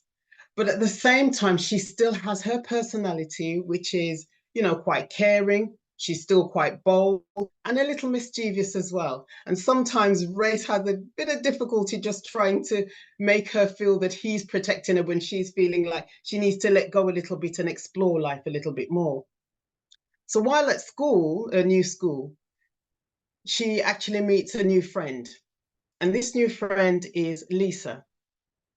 Now, Lisa is going through problems of her own at home. Her parents are separating. She's quite talkative. She feels she's a lot older than she really is, of 11 years old, and she's forever squabbling with her brother. But at the same time, she's courageous, she's witty, and she likes to be heard all the time, which means that her brother Ben is not having much of that. So this is Ben, Lisa's brother. He's a year older, and they're forever squabbling because Ben likes to lay the law down and Lisa doesn't like to listen. And he also wants to be a lot more in charge of things. He's athletic, he loves exploring, and he enjoys his food. So these are the four characters that come together, and they help Arabella. Now, Arabella hasn't told them that she's actually part of the kingdom, but she draws them in, and then by doing a library event. And during this time, she encourages them to go on this journey. And within this journey, they're going to learn so much about themselves and so much about the kingdom. So they go through very dangerous points. They go through mishaps. They even have humor that's weaved in within the story. And I've also tried to bring out certain points about loyalty, trust, and looking at flaws as well, and their strengths, their weaknesses, and their abilities. But I've tried very much to break the stereotype of having diverse children being in the background, because the kingdom itself is diverse. And so anyone can be within the lead, the king, the queen, you know, the antagonist. They could be of any color, and it's not a problem. It's just part of the kingdom. So these are the two books that I have. They are available on Amazon, and if you're in Birmingham, they're also available in the Bear Bookshop in Birmingham. And if you need to contact me at any point, I'm on Instagram at Alex_Lee_Davis. My email is davis.fiction@outlook.com if you really want to contact me. And also, I'd like to just give you just a little reading of the back cover, just the blurb of the book, so you get a little bit more of an understanding. So within the first book, Kingdom of Sangwell, Secret Mission, a special event at the local library goes horribly wrong for 4 unsuspecting youngsters. Tia was eager to see the show because her cousin didn't want to disappoint her. More importantly, he needs to make sure that she was safe. Meanwhile, bickering siblings Lisa and Ben thought that they had escaped the clutches of the quirky librarian. The 4 soon discover that they were ending up in the fantasy kingdom of Sangwell, where unbeknownst to them, its despicable, evil leader has the kingdom under his control. Armed with a special book and equipped with magical items by the librarian, Rafe, Tia, Ben, and Lisa must face the evil leaders with his mystical and mechanical creatures and his army of defenders. Can they work together to defeat them? And can they complete their mission in time to return home? So very much that's the first story. They have got a time scale to work with and see if they can solve the mystery and return home safely. The second book in this series is called Kingdom of Persia, Double Trouble. The blurb goes, troubled by a recurring dream that Mila is in danger, Tia convinces Lisa to join her on a secret expedition back to the fantasy kingdom of Sangwell. This quest unexpectedly takes them to the fragile kingdom of Persia, where they meet their unpredictable helper Tiso, who always seems to disappear at a crucial moment. The girls are unaware that Ben and Rafe have worked out that they've disappeared and that the boys are in search of them, fearing the dangers of their previous adventure. The youngsters are haunted by beasts of the past. They encounter new hideous creatures, all orchestrated by the standing royal Eliba, who has evil intentions for them and their kingdom. So far, I've had good reviews. I've had some diehard fans now who are waiting for the third one, which I am working on. And I hope you enjoyed the presentation. McConan, have you got anything else that you'd like me to say? No, I would just like to say thank you. Just one other thing actually before you go, just one more time, mention the title of those books. And you mentioned, the books are available from Amazon. If there's any other retailer or you have a website, but mention the title as well. And yeah, your full name, just for those who are listening via Black Culture Radio, Facebook, or watching the recording later on YouTube. Okay, so the first book is called Kingdom of Sangwell, Secret Mission. The second one is Kingdom of Persia, Double Trouble, and they're by me, Alex Lee Davis.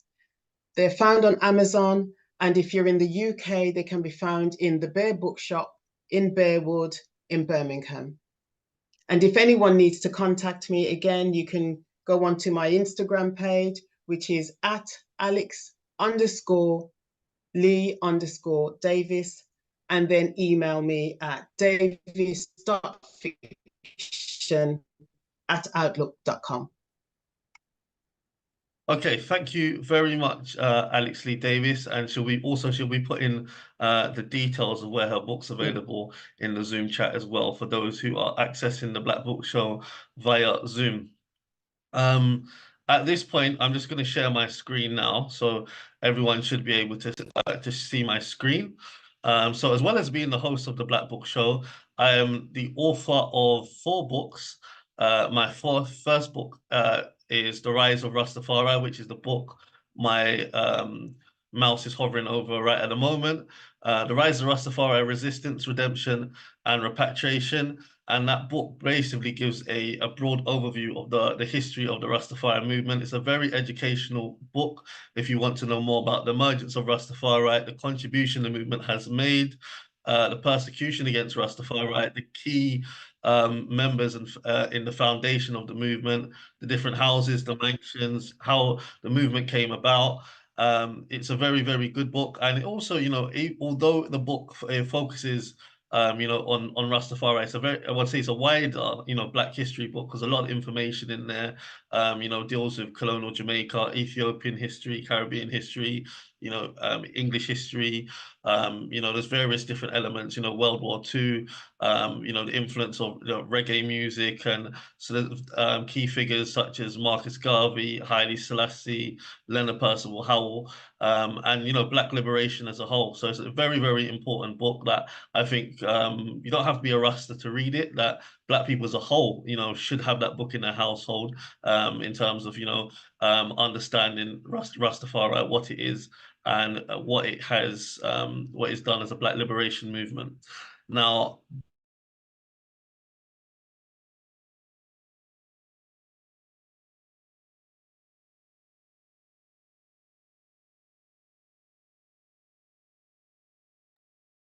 you've muted yourself, McConan.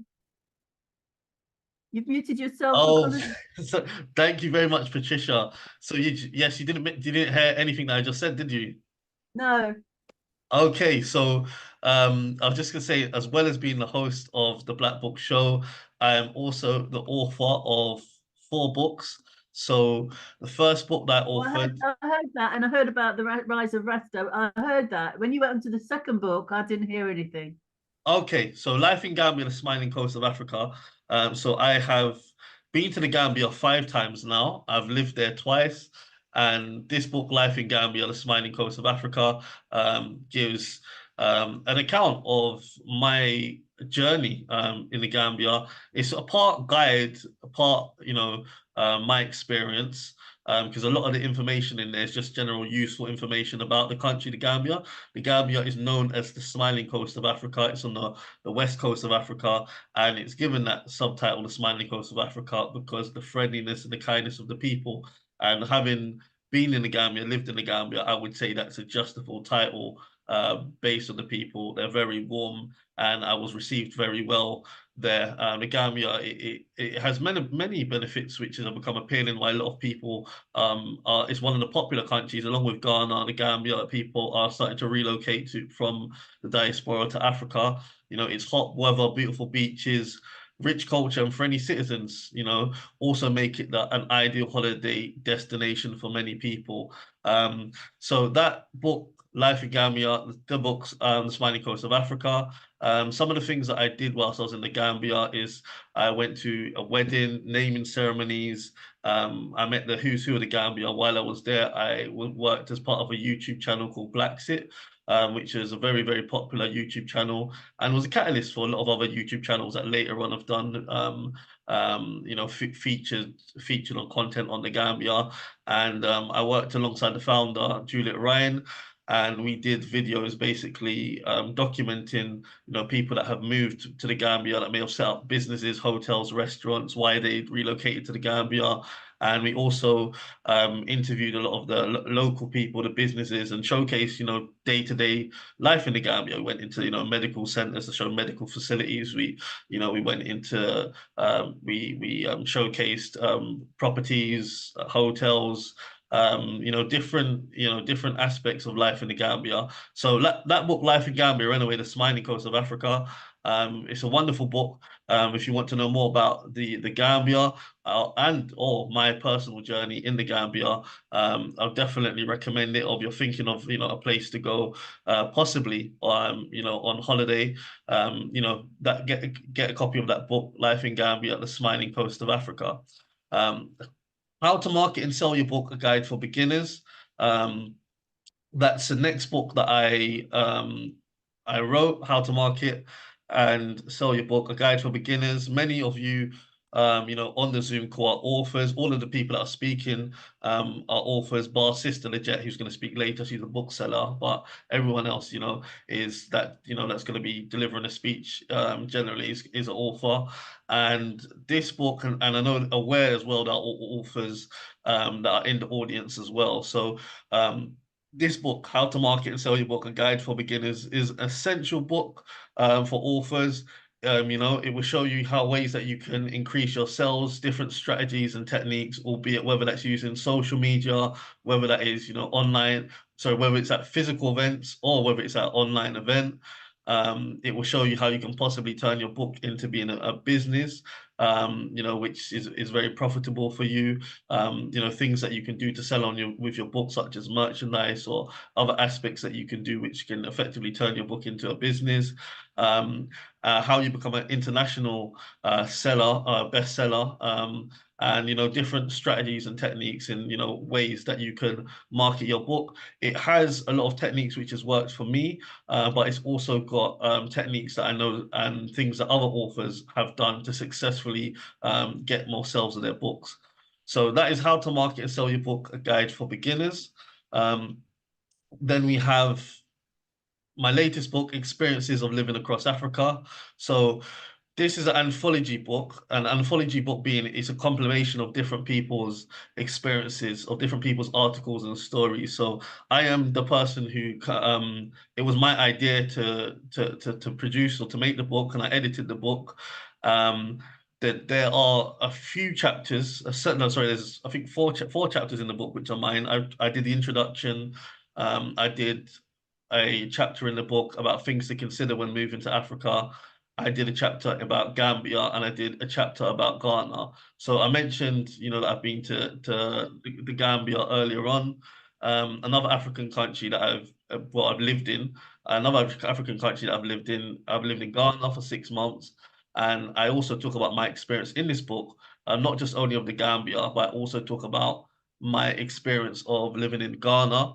And the book also has different people that have lived in different African countries. They have written articles, and their articles are in the book. So it has people that have been to different countries in Africa. So not just West Africa, but you know, South, East, North, the different regions. And they share their experience of what it was like, you know, living in those different African countries. So that's basically what the book is about. And then the chapter in the book about things to consider when moving to Africa, that chapter is for people you know, that may be considering moving to Africa and what to kind of expect. So it really gives you an eye opener by people, you know, that have lived there, been on the ground, so that you're more equipped and more prepared when you do make the transition, or if you're considering making the transition, you know more what you're getting yourself into. What I actually want to talk about now is a partnership that the Black Book Show has with P English Literature YouTube channel. So you're all familiar with the Black Book Show because this is the Black Book Show. This is the virtual book tour. We also have the radio show, and we also have the Black Book Show podcast.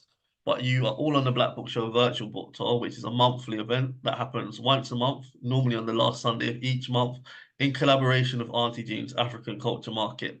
So Polyglot Translation Services, I actually met them when I was in Ghana, and what they do is they translate books for authors, in particular, you know, authors that come on the Black Book Show. We have a partnership, and they translate books in over 35 different languages. They cover European languages such as English, French, Spanish, German, Italian, Russian, Polish, and others. They also provide local translations in a number of African languages, including Tree, Ga, Ewe, Yoruba, Igbo, Swahili, and others. And one of the reasons why I decided to partner with Polyglot Translation Services is the fact that they do offer a variety of different African language translation as well as European languages. For those, you know, who may be thinking of why do I need to get my book translated or what does it really offer?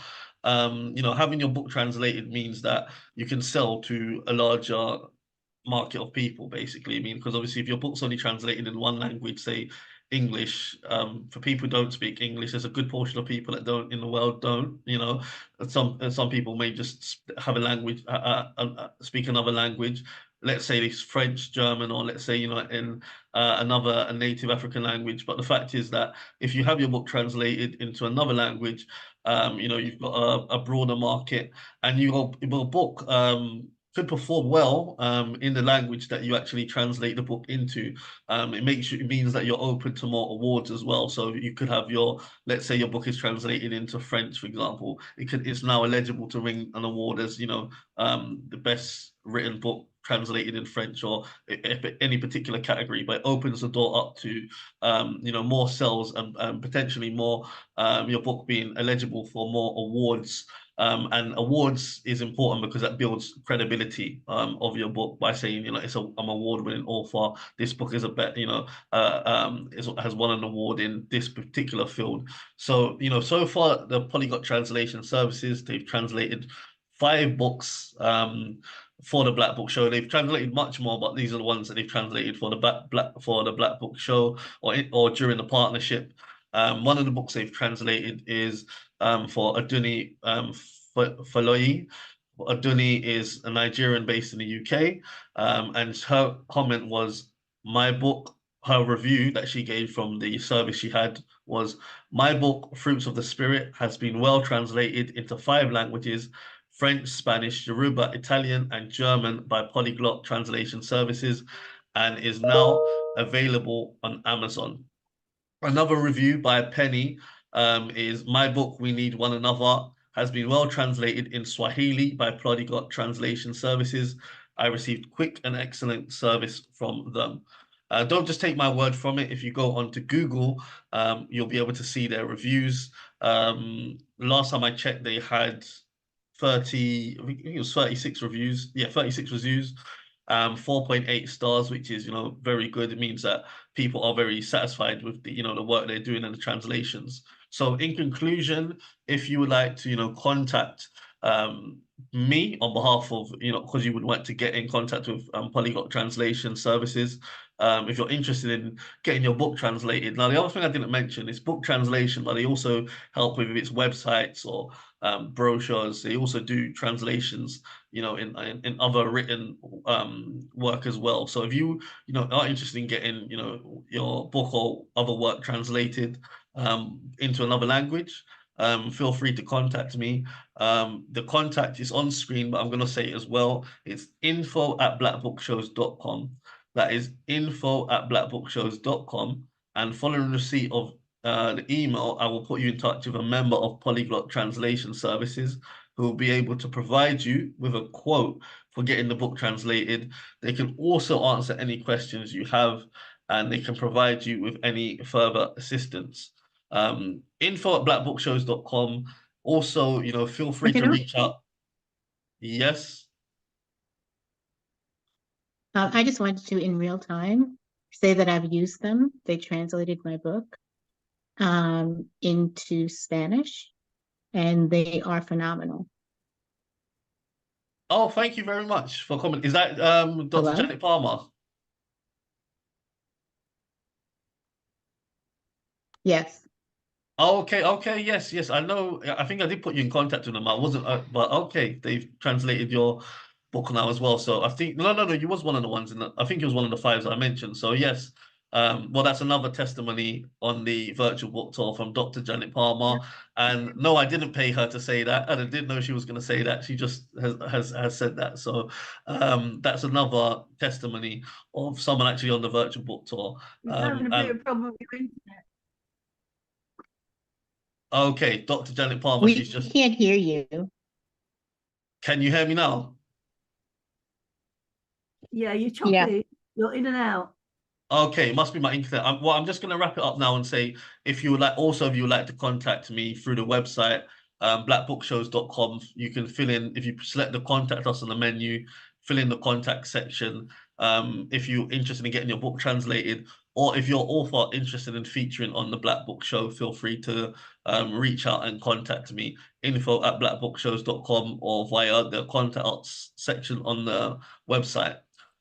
Right, I'm now going to go on to the next author. So the next author is Ernest Inia Youngman from Ghana. So Ernest, if you would just please come on, tell us where you're based, and brief introduction about yourself, and then tell me all about the book you've written, please, or tell us, the audience.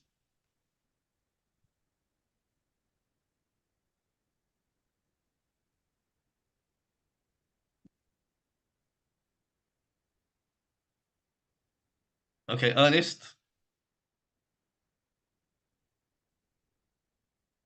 Okay, well, you need to call him again because you went off. We couldn't hear you. Okay, are you Ernest. back with us? Yes, I'm back with Ernest. Okay. I did not hear that. That's Oh, you probably didn't. Okay, you're with us now, Ernest. I did not hear. That's why I couldn't Black link up. Book Show guests I didn't know I was. instead of their name. I'm sorry, I could not enter my name before I linked up. My name is Ernest Inia Young Man. I'm the author of Mysteries of the Golden Stool. I don't know whether it comes up well on the screen. Mysteries of the Golden Stool. I'm sorry, I think I'm messing up my image. Okay. Mysteries of the Golden Stool. I am an actor on screen and on stage.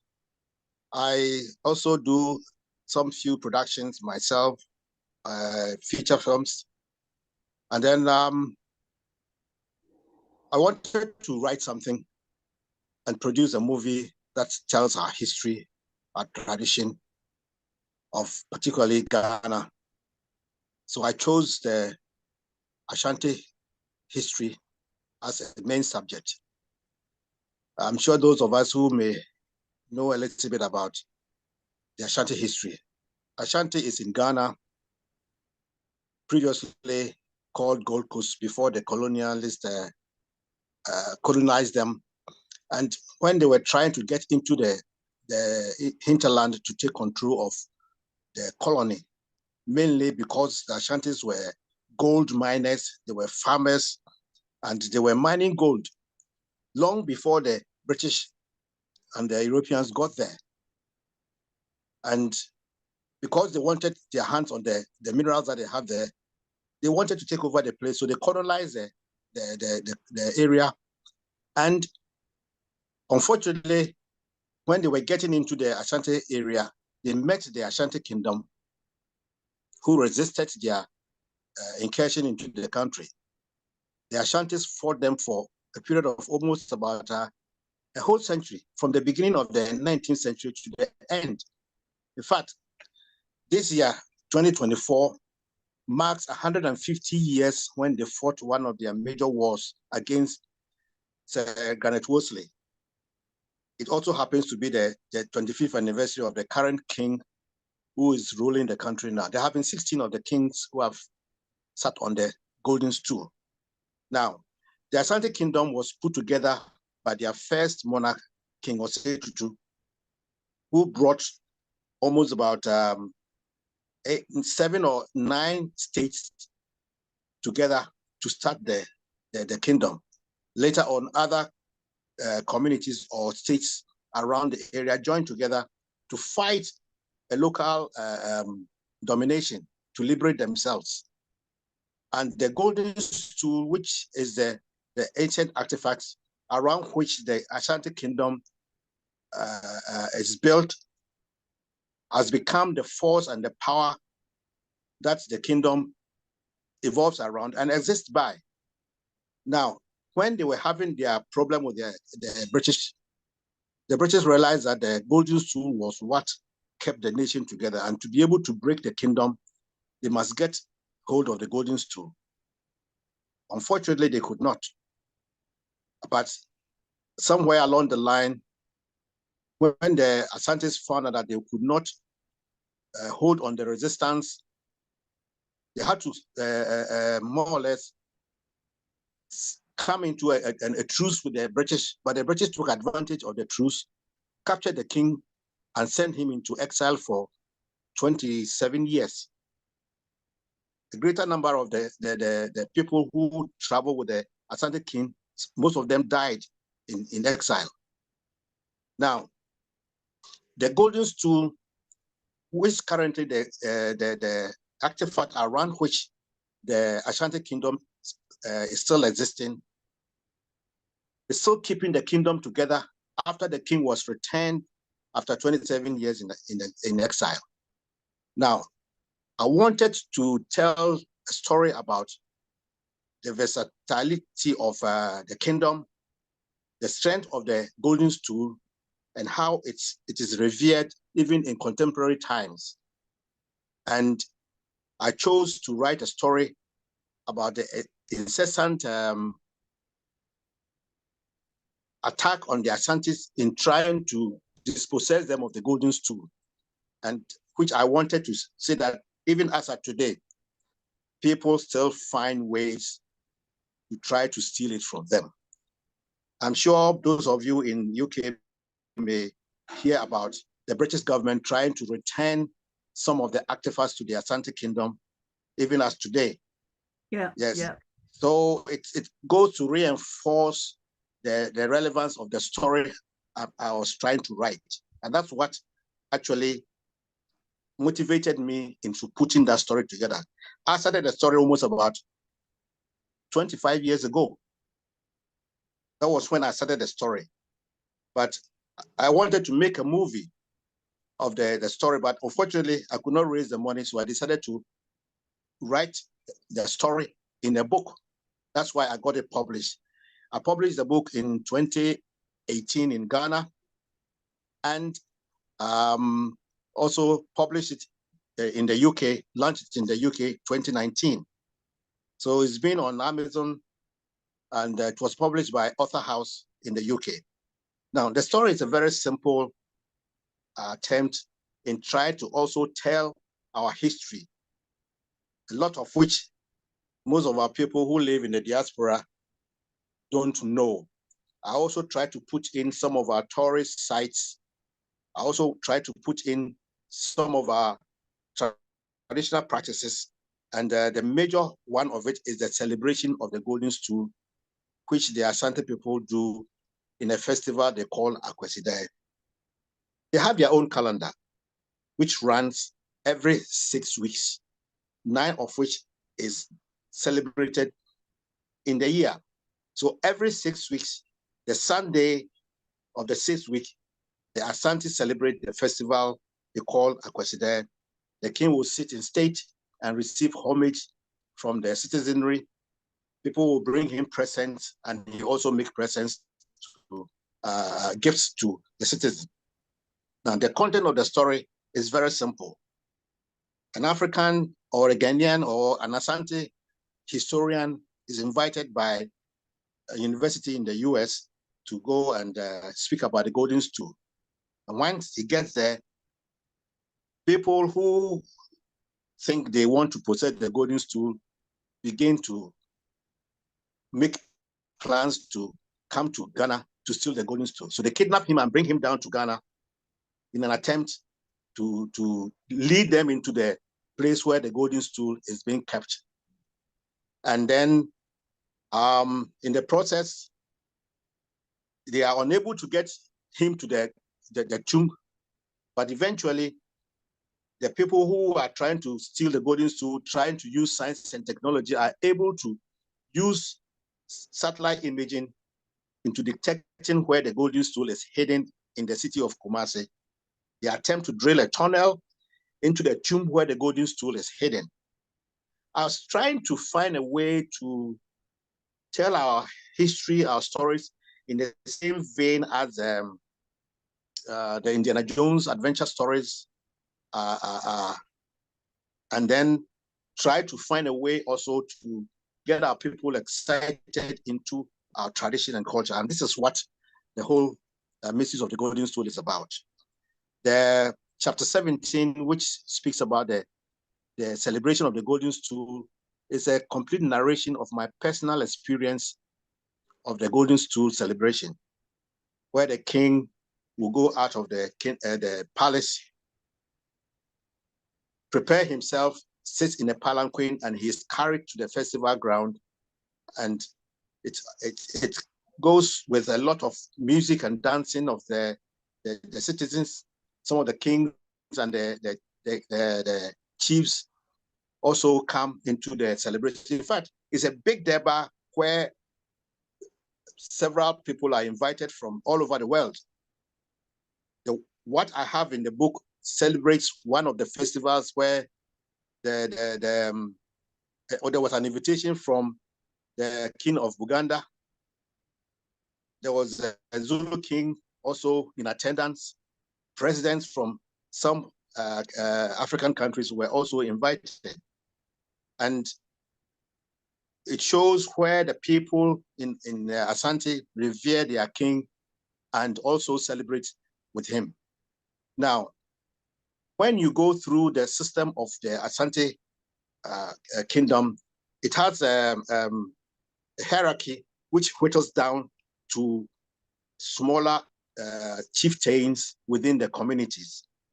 You have the king, and below him are paramount chiefs, who are also custodians of certain portions of the kingdom, where the king is more or less giving them the liberty to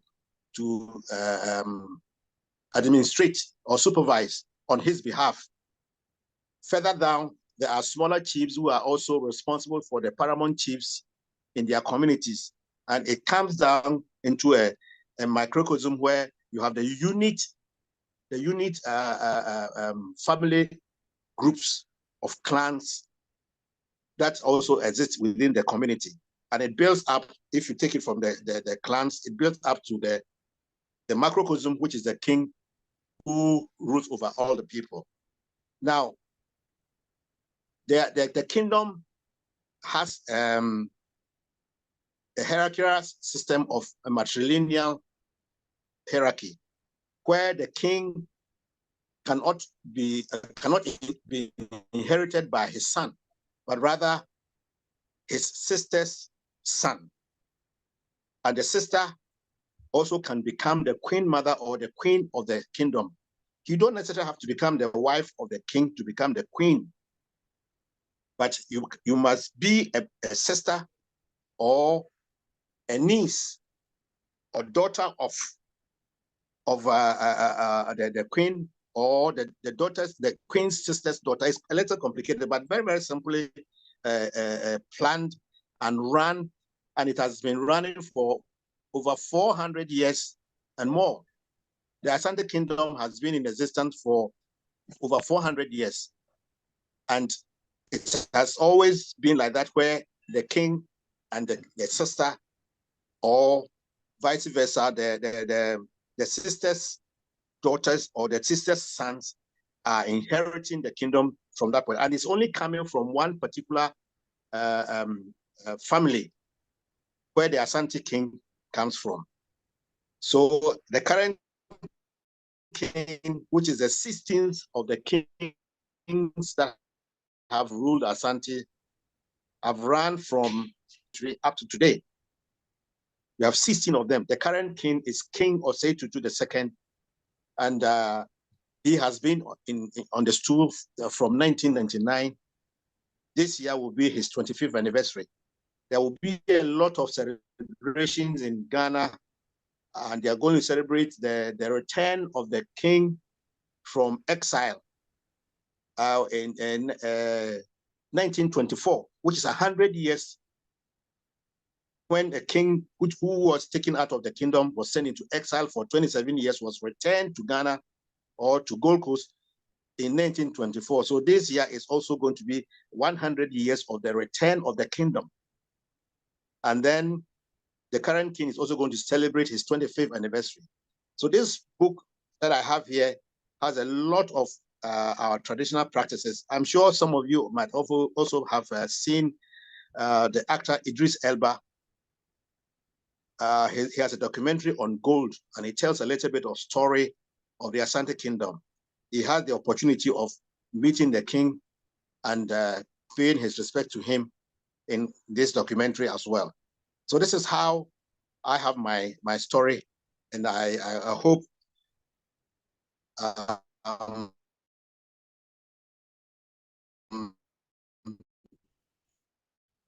you will find it on The Mysteries of the Golden Stool, and I'm sure you will enjoy reading it.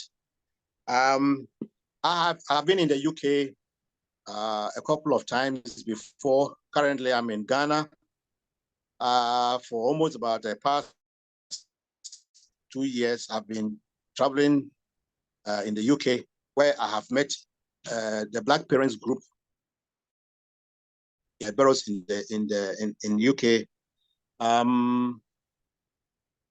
Forgotten the name, with whom I have joined them to celebrate the Akwasidae Festival in UK at I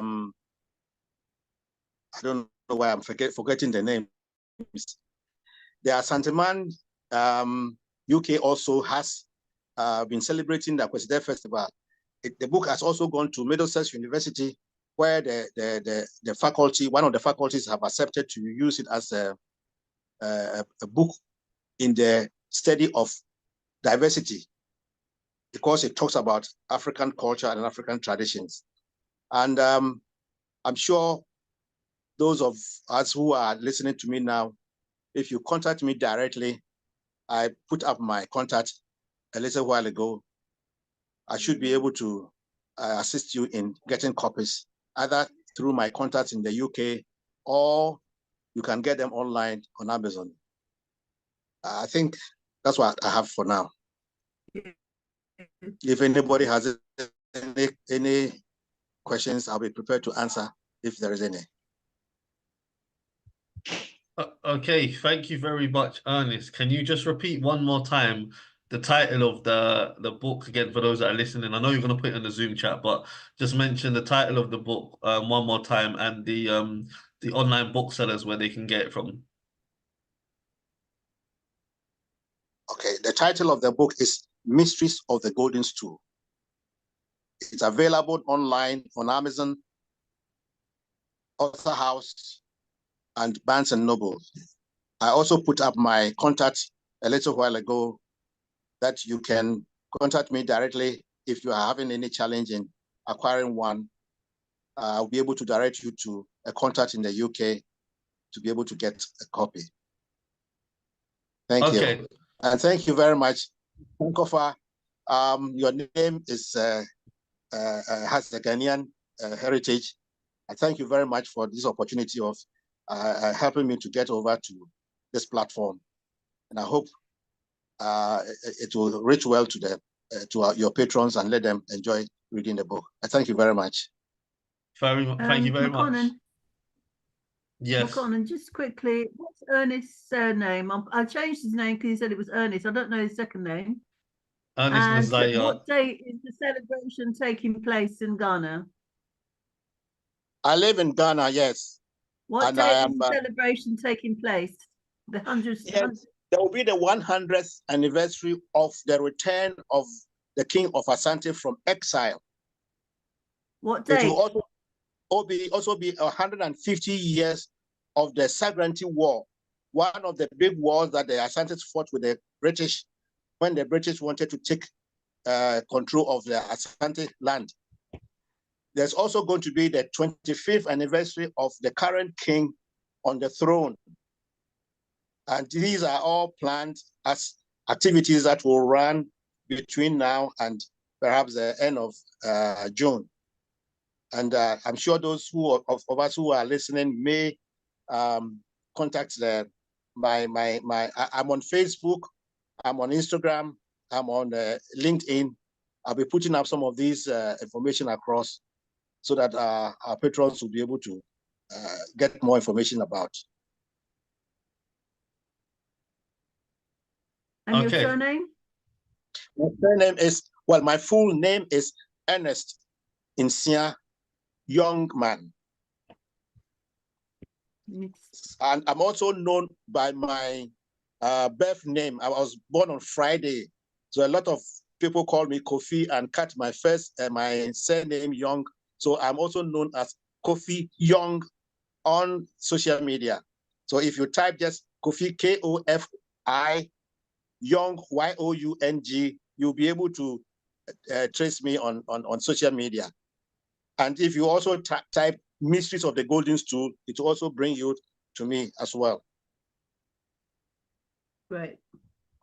Okay, thank you very much, Ernest. It was also a pleasure to meet you in person at the Black British Book Festival. That's where I originally met you. And yeah, I'll be back in Ghana soon. So, in a couple of weeks' time, I look forward to, to seeing you in Ghana. So looking forward to meeting you. Looking forward to meeting you. It will be a great time linking up with you when you get to Ghana.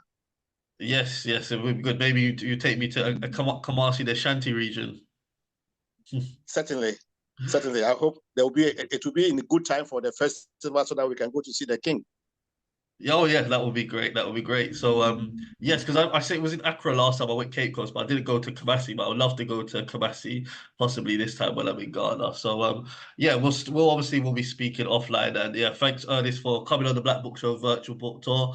And yes, I'm now going to go on to the next author. The next author, I've just mentioned this. I'm just going to mention this as well that I've put because I know my connection was going on and off, so I just closed. But the link to my books, The Rise of Rastafari, Life in Gambia, How to Market and Sell Your Book, and Experiences of Living Across Africa, they're all available on Amazon. I've put the link in the Zoom chat as well for anyone who's interested in getting a copy of those books.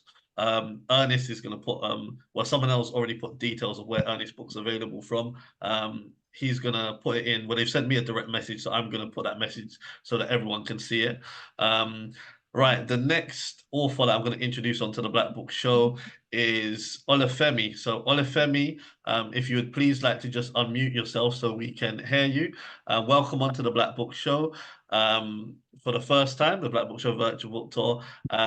Please start by just saying where you're based, very briefly introduce yourself, and then, tell us all about the book you've written, please. Oh, greetings, McConan, and all listening. Good evening to you all. My name is Olufemi Anyabwile. I'm a retired teacher. I presently live in London, UK. Don't know if I should give you a bit of background. I was born in the Caribbean, joined my parents in England, 1964.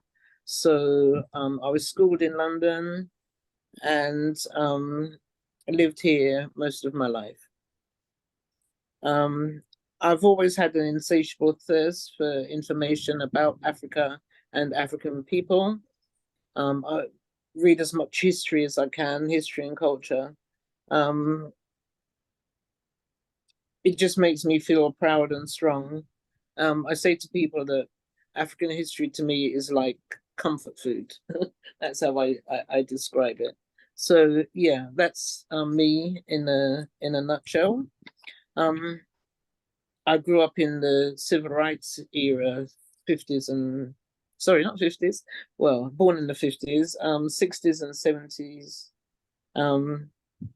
And by the end of that era, I'd grown into an Africanness, an awareness of myself as an African woman.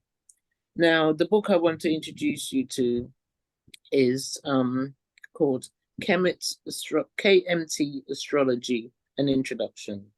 So I feel, first of all, I must explain the meaning of KMT for those who don't know it. KMT refers to the Nile Valley region, Northeast Africa, since been renamed Egypt. So a lot of people talk about ancient Egypt, but before it was called Egypt, it was called Kemet.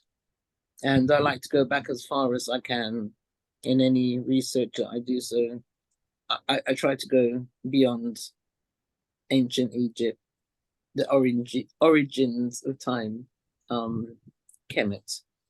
So, yeah, let me tell you something about the book. Let's start with astrology. Now, from what I found out, astrology was the invention of the people of Kemet. Sorry, I'm getting tongue-tied. That's where it all started. We presently have what we refer to as Western astrology, which is Greek-based, but the Greeks say they know everything, or they learned everything they know from the people of Kemet. So when I found that out, that set me on my journey to Kemet astrology. There's been astrology written about, referred to as Egyptian astrology, but when in the research, when I came across that, it was often the Greek names. So in my opinion, they hadn't gone back far enough.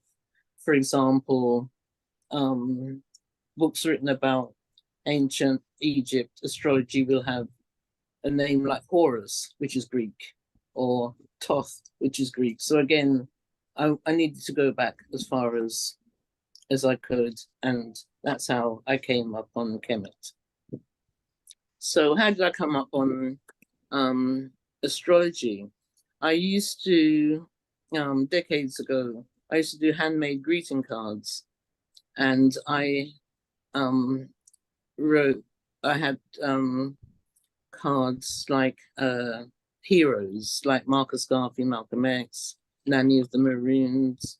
I used to make Kwanzaa cards, and you know, when I announced to people that I was going to do greeting cards, it was like, yeah, we'll get black Christmas cards, and I said, no, that's the one thing I won't make. I won't be doing Christmas cards, and you know, I didn't. You know, I kept to my word, and I tried to do everything that I could for African Black people. So I used to do birthday cards, and in trying to widen that range of birthday cards, I thought I'd maybe do astrology, but I didn't want to do. I just didn't want to blacken the Western astrology. I didn't want to put blackface on what they had. I wanted it to be African, and so my research intensified. And I had a dear friend who was so supportive and encouraging. I've since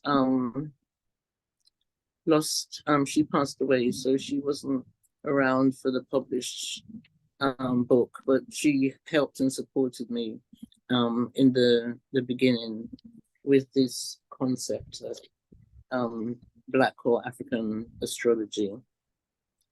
So I'm going to take you through a summary of the book, where okay. First I'll summarize the book. So the book opens up with the concept of Sankofa. If we've forgotten, well, you know, and others may know, and who don't know, if we've forgotten, we can go back and look. We can go back and find what we've left behind, what we've lost, or what we've forgotten. There's no taboo there. These things happen. And that's how I see my going back to Kemet astrology as going back. Very few people know that astrology began there. You know, they go back as far as Greece and no further. So let me maybe take you through a summary of the book. Start off with the Sankofa. I talk about an overview of life or beliefs in Kemet. So after the overview, there's purpose and use of astrology. And I'm going to skip through and come back to the use of astrology because I think that's where that's where KMT astrology differs from what we see every day. So we have 12 signs. It's an annual cycle, so we have 12 signs in the same way we have in most astrology. Let me this is the book. If I've got that right. Yeah. So the cover is a papyrus that I bought on a trip to Egypt, and the circle shows you the annual cycle. Now in Kemet, the year was broken down into 3 seasons. So there was, the first season was the inundation or the flood. That was followed by the second season, which is emergence or growth, which was to round off the year, followed by harvest. So we have 3 seasons and 12 months. So each season has each season has 4 months, and each month is governed, or if you can use that word, or ruled by a Nita. So I must explain what I mean by that. A Nita, Neter, the plural of which is Nitaru, and I'm in the habit, and a lot of people are saying Nitas. We pluralize it the way the English do by adding an S at the end, but it's not so. The correct way is one Nita, more than one Nitaru.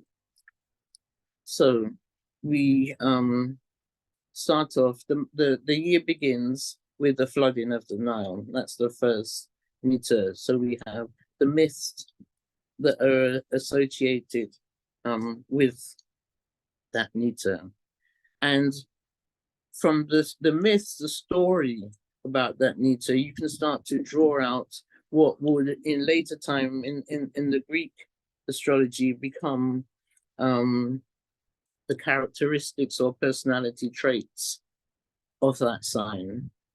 And although we now start our year in January, we need to just look at how the year ran in Kemet. Once we get to know that, we can go back and think about, January to December, but I'm not looking at it the way we in the West now look at the year. I'm looking at it the way they did back then. So in the book, each sign has the image of the Nita. It has the correspondences. Now the correspondences are all the things associated with that sign. But let me just give an example. Okay, I've opened up a Ma'at. That's the second sign in the year. And the correspondences will tell you the principle, the functions, the energies, the kidneys, the colors, the gemstone, etc. So you have a list of correspondences for each sign. Now, did I explain the Nitas? I don't think. I'm jumping ahead of myself. Let me go back. What are Nitas?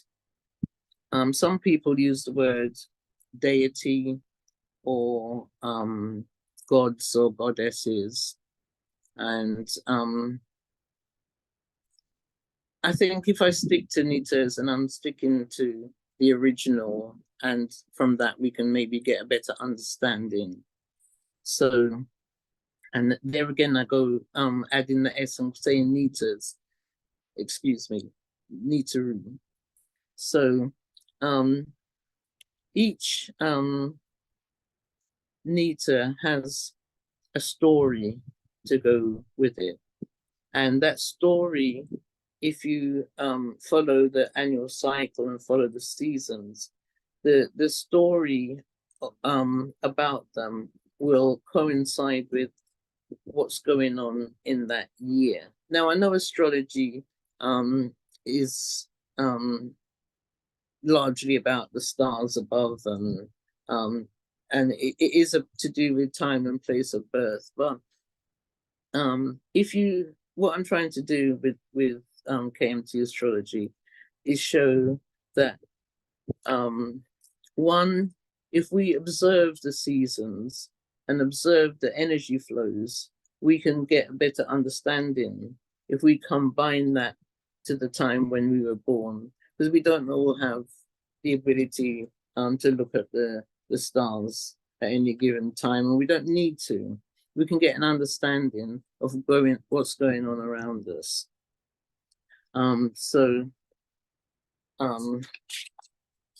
Back to the summary of the book, we have the 12 signs.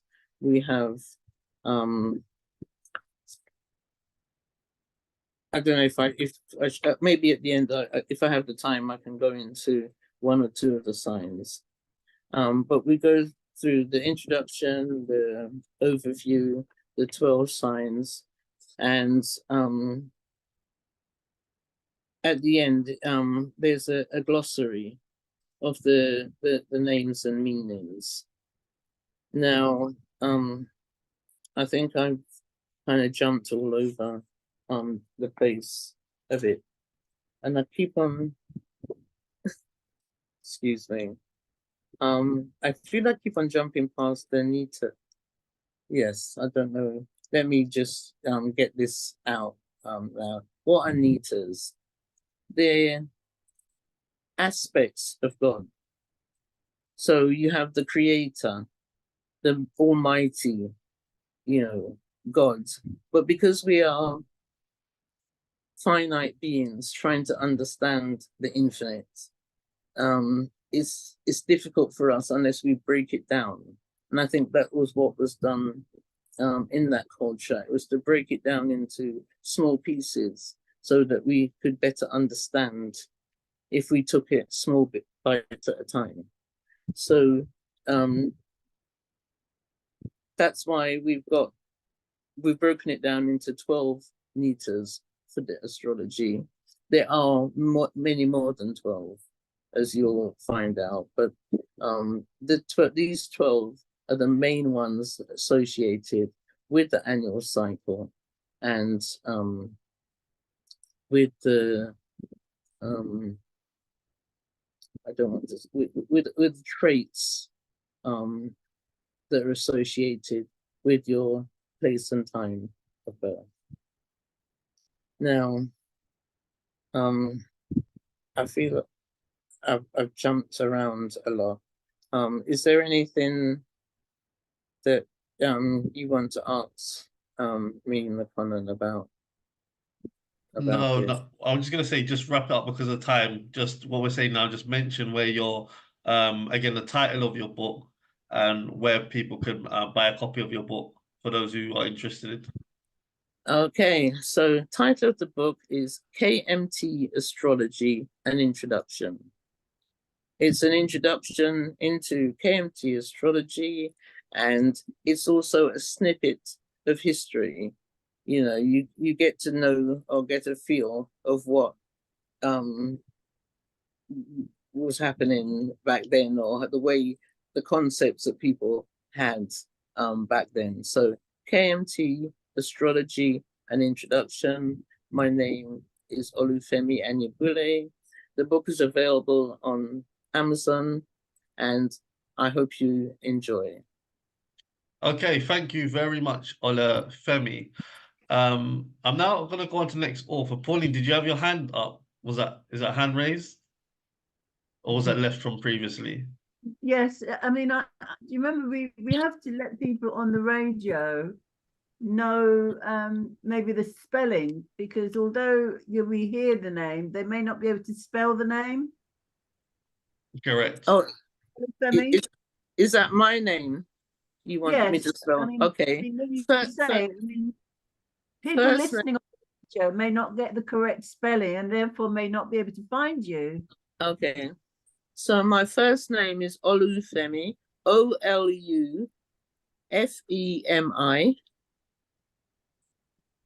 Yeah, and the last name is Anyabwile. That's Anyabbwile.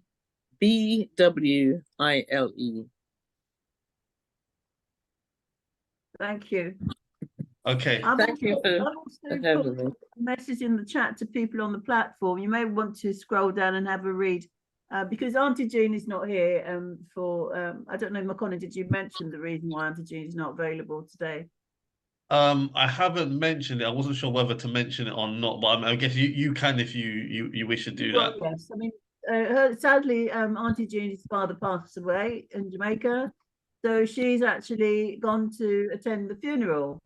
So, but we're actually carrying on with our work. But what I wanted to say is that for people on the platform, sometimes, depending on your interests, we sometimes invite the people who do their presentations, their short presentation with McConan, back onto the platform where they have a longer time to share more information about their books and why they've written their book and their journey, life journey. If there's anything, because 15 minutes is very small, short space of time. And so people may wish to take advantage in terms of promoting your work so that we have a better understanding of what you've done, reasons for doing it, etc. So I've put her contact details in the chat, her telephone number, her email, and the admin for the Garvey Village, as well as the African Culture Market. So there's 2 platforms that we have. Okay. Great. Okay, Thank you. Thank you very much, Patricia. So I'm now going to go on to the next author. She's an author as well as an author. She's also one of the sponsors of the Black Book Show, Dr. Tamara Foley from Education for All Now and Garwell Publishing, as well as being the author of the series Cassie's Big Change. And I did recently interview her on the Black Books radio show and podcast, which will be coming out very, very soon. And that's also another platform that I have with the Black Book Show virtual book tour. I interviewed Olafemi recently as well. The Black Book Show radio show and podcast. The next show is actually tomorrow on Newton Urban Radio between 8 and 10 p.m. Feel free to listen. The Black Book Show's Facebook group is the best place to stay in contact with everything going on regarding the Black Book Shows.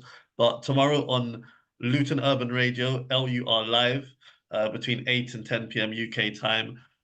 It won't feature the interviews with Olafemi and Dr. Tamara Foley, but there'll be other authors that I'll be speaking with on the show, which is another great platform. It's a 2-hour show. And yeah, you can hear me. That's why I interview authors to discuss, a bit more about their book in more depth. So the next author, as I mentioned, Dr. Tamara Foley, I'm going to invite on. I'll let you decide what you're going to concentrate more on, Dr. Tamara Foley, whether it's more the publishing side or the books or a bit of both. But welcome again back onto the Black Book Show virtual book tour. And yeah, for those who don't know, please just tell us where you're based, a little bit about yourself, and go on to to talk further about what you want to talk about. Hello, everyone, and good afternoon to some, good evening to others. I am so happy to be here. I am located in the Midwest in Illinois, and I'm a retired educator, but I also help people to publish their books, and I also continue to write and work with students. So today I'm going to actually talk more about the publishing side. And I have some books that I'd like to share with you from authors that have published with Garwell Publishing. Now, when you see all of these books are available on Amazon, and they are available, and I'll put the Etsy shop down a little later when I'm done, on Foley SEL Hub at Etsy. So these are people that we have had the opportunity to connect with and to support. Now, please know that when you publish with Garwell, Garwell's name does not go on anything because you are a self-published author. We just help you in the background to go through the steps, the process, and any hangups that you may have as you go along. So that's what we're here for, is the support. So I'm going to start with a book called It's Tragic, a keepsake book, grief healing aid for all ages. And this was written by Calvin Sudeau. Calvin is a 7-year-old child that had a loss in his family. His father died when he was 5. To get him through his process of healing, his grandmother, the mother of the person deceased, actually encouraged him to write down his feelings and to help process his feelings. So that's what this book is about. And I want you to know that I worked with Calvin and his grandmother during this process. And Calvin was real clear about what he wanted this book to say, what he wanted readers to know about him, and how he felt as he went through the process. So he talks about that, and he asks questions as he goes along. And as children or anyone goes along in the book, because it is a keepsake, you can write down your answers. You can really just go through processing with him. So this is Calvin's book, and I just encourage you to support this young man, this 7-year-old child that needed to tell a story. And I'm so happy that we were able to work with him and have his story published.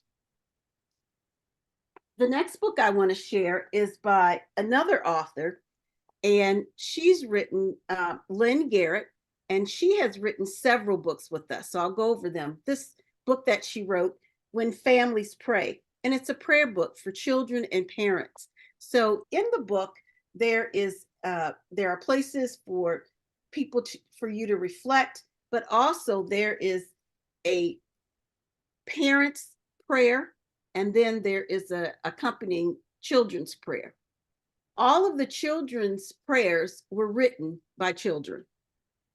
And so that is the wonderful thing about this, because you get the child's point of view, and the children wrote them, were very clear when we were working with all of them, very clear about what they wanted it to say and how they wanted to say it. And so if you are a parent, or you have a grandchild, or someone in your family that could benefit from this, so this is actually the prayer book, and then there is an accompanying journal for parents and children. And this is a wonderful, wonderful book just to encourage children to pray, to learn about God, to actually have that family time, and actually to learn to have that meditation and prayer time with your children. Another book that she wrote is Well-Being, Belonging, and Reflection. And this book is actually, again, a journal, and it covers social emotional learning components, self-awareness, relationship building, social awareness. And one of the things that she focuses on is well-being, belonging, and then there is reflection there. So this is really a book for adults to actually think about things and think about how they are taking care of themselves. How do they fit in? So there's a section you'll see, and it's all infused together when it talks about well-being. What are you doing for your health? Are you exercising? How are you taking care of yourself? For belonging, do you feel you belong in your community? Do you feel you belong in the world? Do you feel that you belong to some space? And the last, then, reflection, is having an opportunity to reflect on there. And this book is about making self-care a priority. The next book, and I'm going really fast, is really again, a book of mandalas. And it really gives you something to think about, very positive.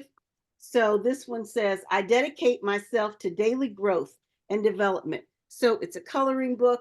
You can color, and then every mandala in the book is different. So this is just about looking for a way to relax and unwind after your long day of work. And then it's called Calm My Mind. So, and one of the things that she talks to me about was the color. So she wanted to make sure that the color of the books gave you a calming, and they were colors that were calming. So this is Calm My Mind, and this is the coloring book. We have a volume 1 and a volume 2. The second volume is Calm My Mind. And again, it's very different though. I am learning to love myself. It's all about taking care of yourself. I uphold my integrity. It's all about your feelings. It's all about what you're doing. I emit positive energy. So that positiveness, and again, a different mandala for each day. And this is the second volume of Calm My Mind. Okay, and these designs, again, are very, very different for each one. And the paper is very thick, so that if you wanted to use colored pencil, or if you wanted to use a marker, you could definitely do that with this. So I wanted to share those books today because I think it's important that people see what we're helping people with, what we can continue to help people with as we help people to publish their books. We also do ghostwriting. We also help with some very low-level marketing. We're not a marketing service, but we certainly can help people get ready to launch, get things in order, know what they need to do to be able to get prepared to launch and market their book. So that's what we do at Garwell Publishing. And we do have a promotion going on the first quarter, January, February, March. And it is $100 off if you decide to publish with us. You must, of course, pay the $100 right up front, along with your 50% down, and then you have to publish either January, February, or March, or begin the process. We also depend on referrals from people just like you, and just like people that we've helped, to say, I know someone who can help you with that. And it still becomes your own. Everything belongs to you. We accept no royalties or anything from this after you've made your payment for our services. And so if you refer someone for January, February, or March, and they decide to go ahead and publish with us, at the end of the publishing journey for them of the book, then we will send you $100 for the referral. And so we know that referrals are very, very important. So if you know someone, and if they come and publish with us, and we always ask them, how did you find out about us? Who referred you? So that we'll know, or you can always just send us an email and say, hey, I'm referring this person. So if they do, then we'll make sure that you get your $100. So thank you so much for listening. Please support our authors, support all of them. Even as I am an author, I also support many, many authors, and I hope that you're doing the same. All of the books that I shared with you today are on Amazon, and they are on Etsy. And I will put the Etsy link down at the bottom. And you want to send us an email, you can find us at garwellpublishing.com. You can send the email to publish@garwellpublishing.com, and I'll put all of that in the chat. Thank you so much, and thank you for sharing your stories. And I'm so happy to be able to be a part of this show every month. So thanks again. Thank you much. Sorry, thank you very much. That's Dr. Tamra Foley, one of the sponsors of the Black Book Show. We're going to go on very shortly to another one of the sponsors of the Black Book Show. I know, Patricia, you raised your hand. Just give me a moment. Just to spell for people on the radio, Garwell. Oh, Garwell, yes. Yes, capital GARWELL.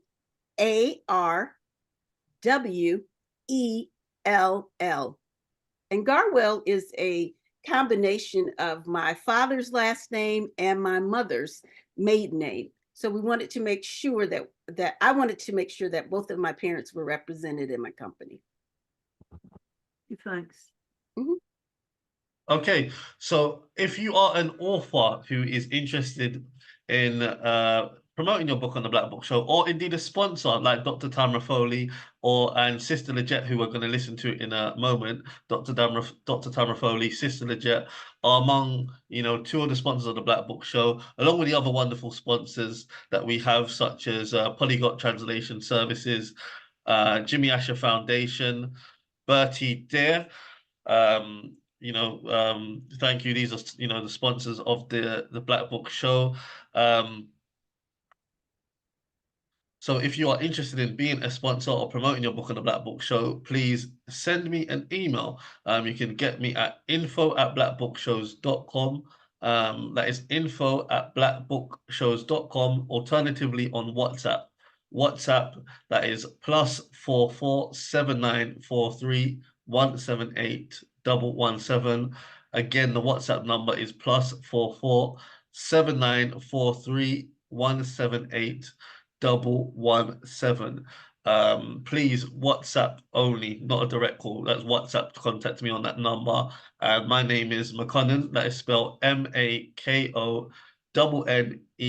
or you can just put simply the Black Book Show host.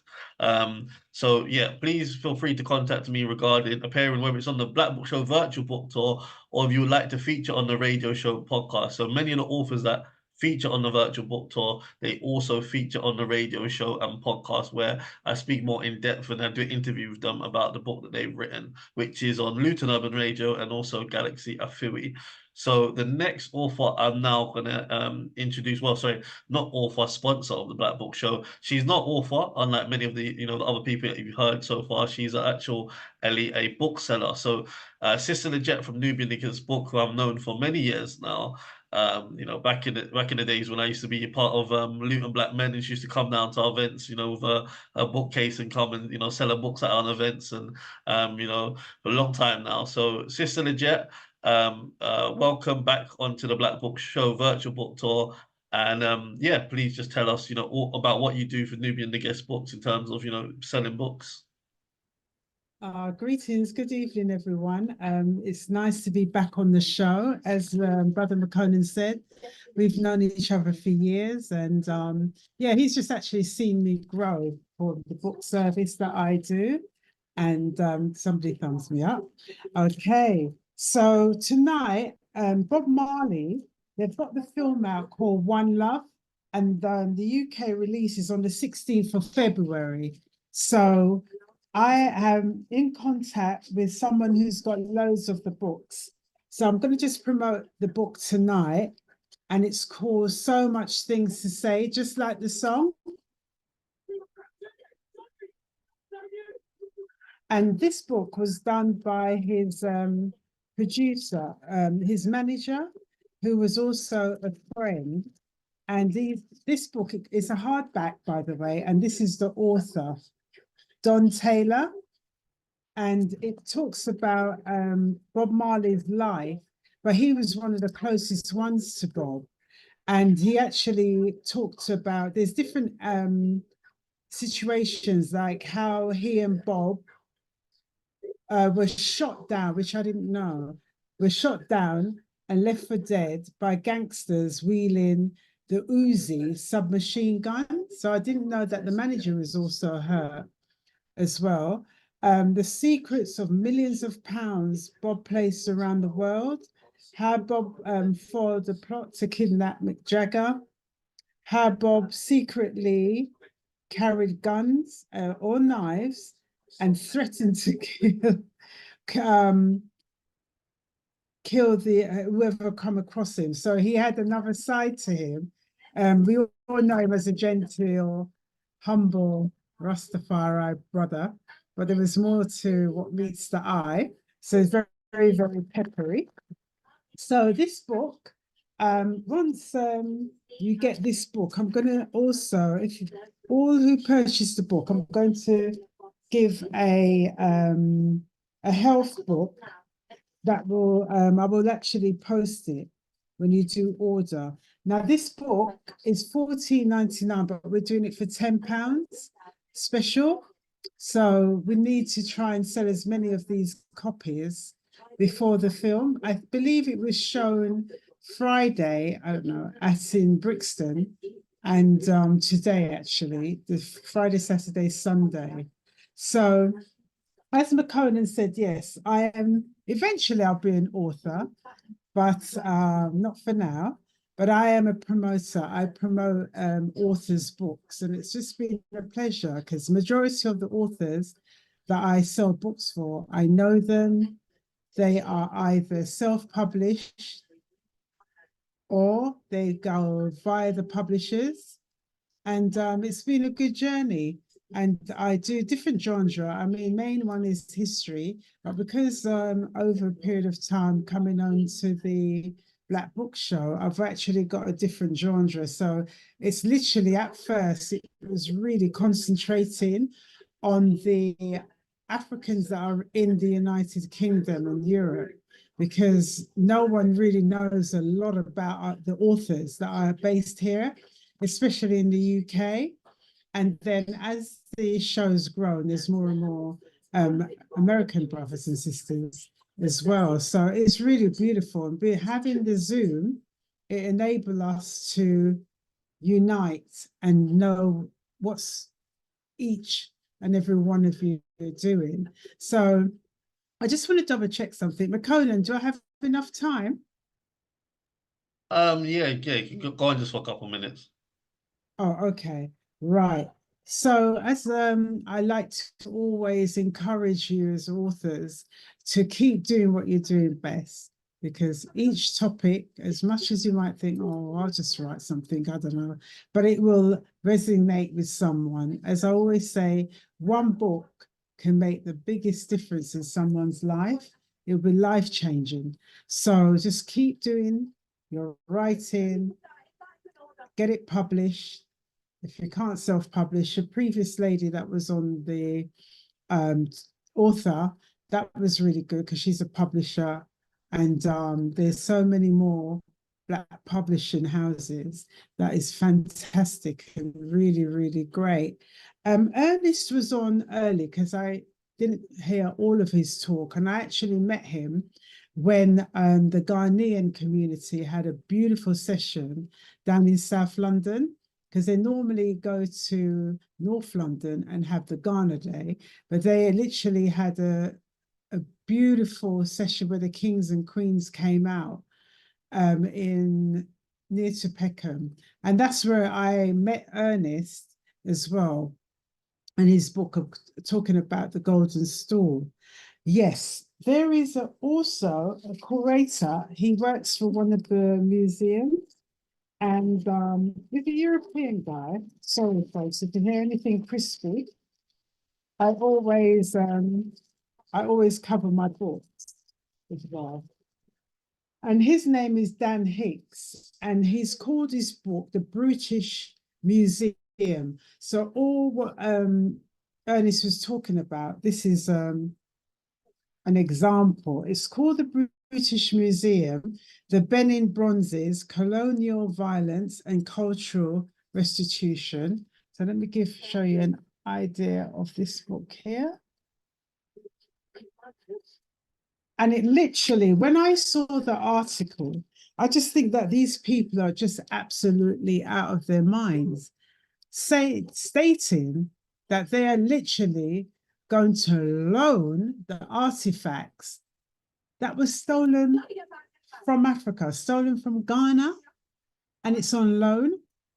Well, family, my Ghanaian family, I think it should be, the artifacts should be disappearing acts.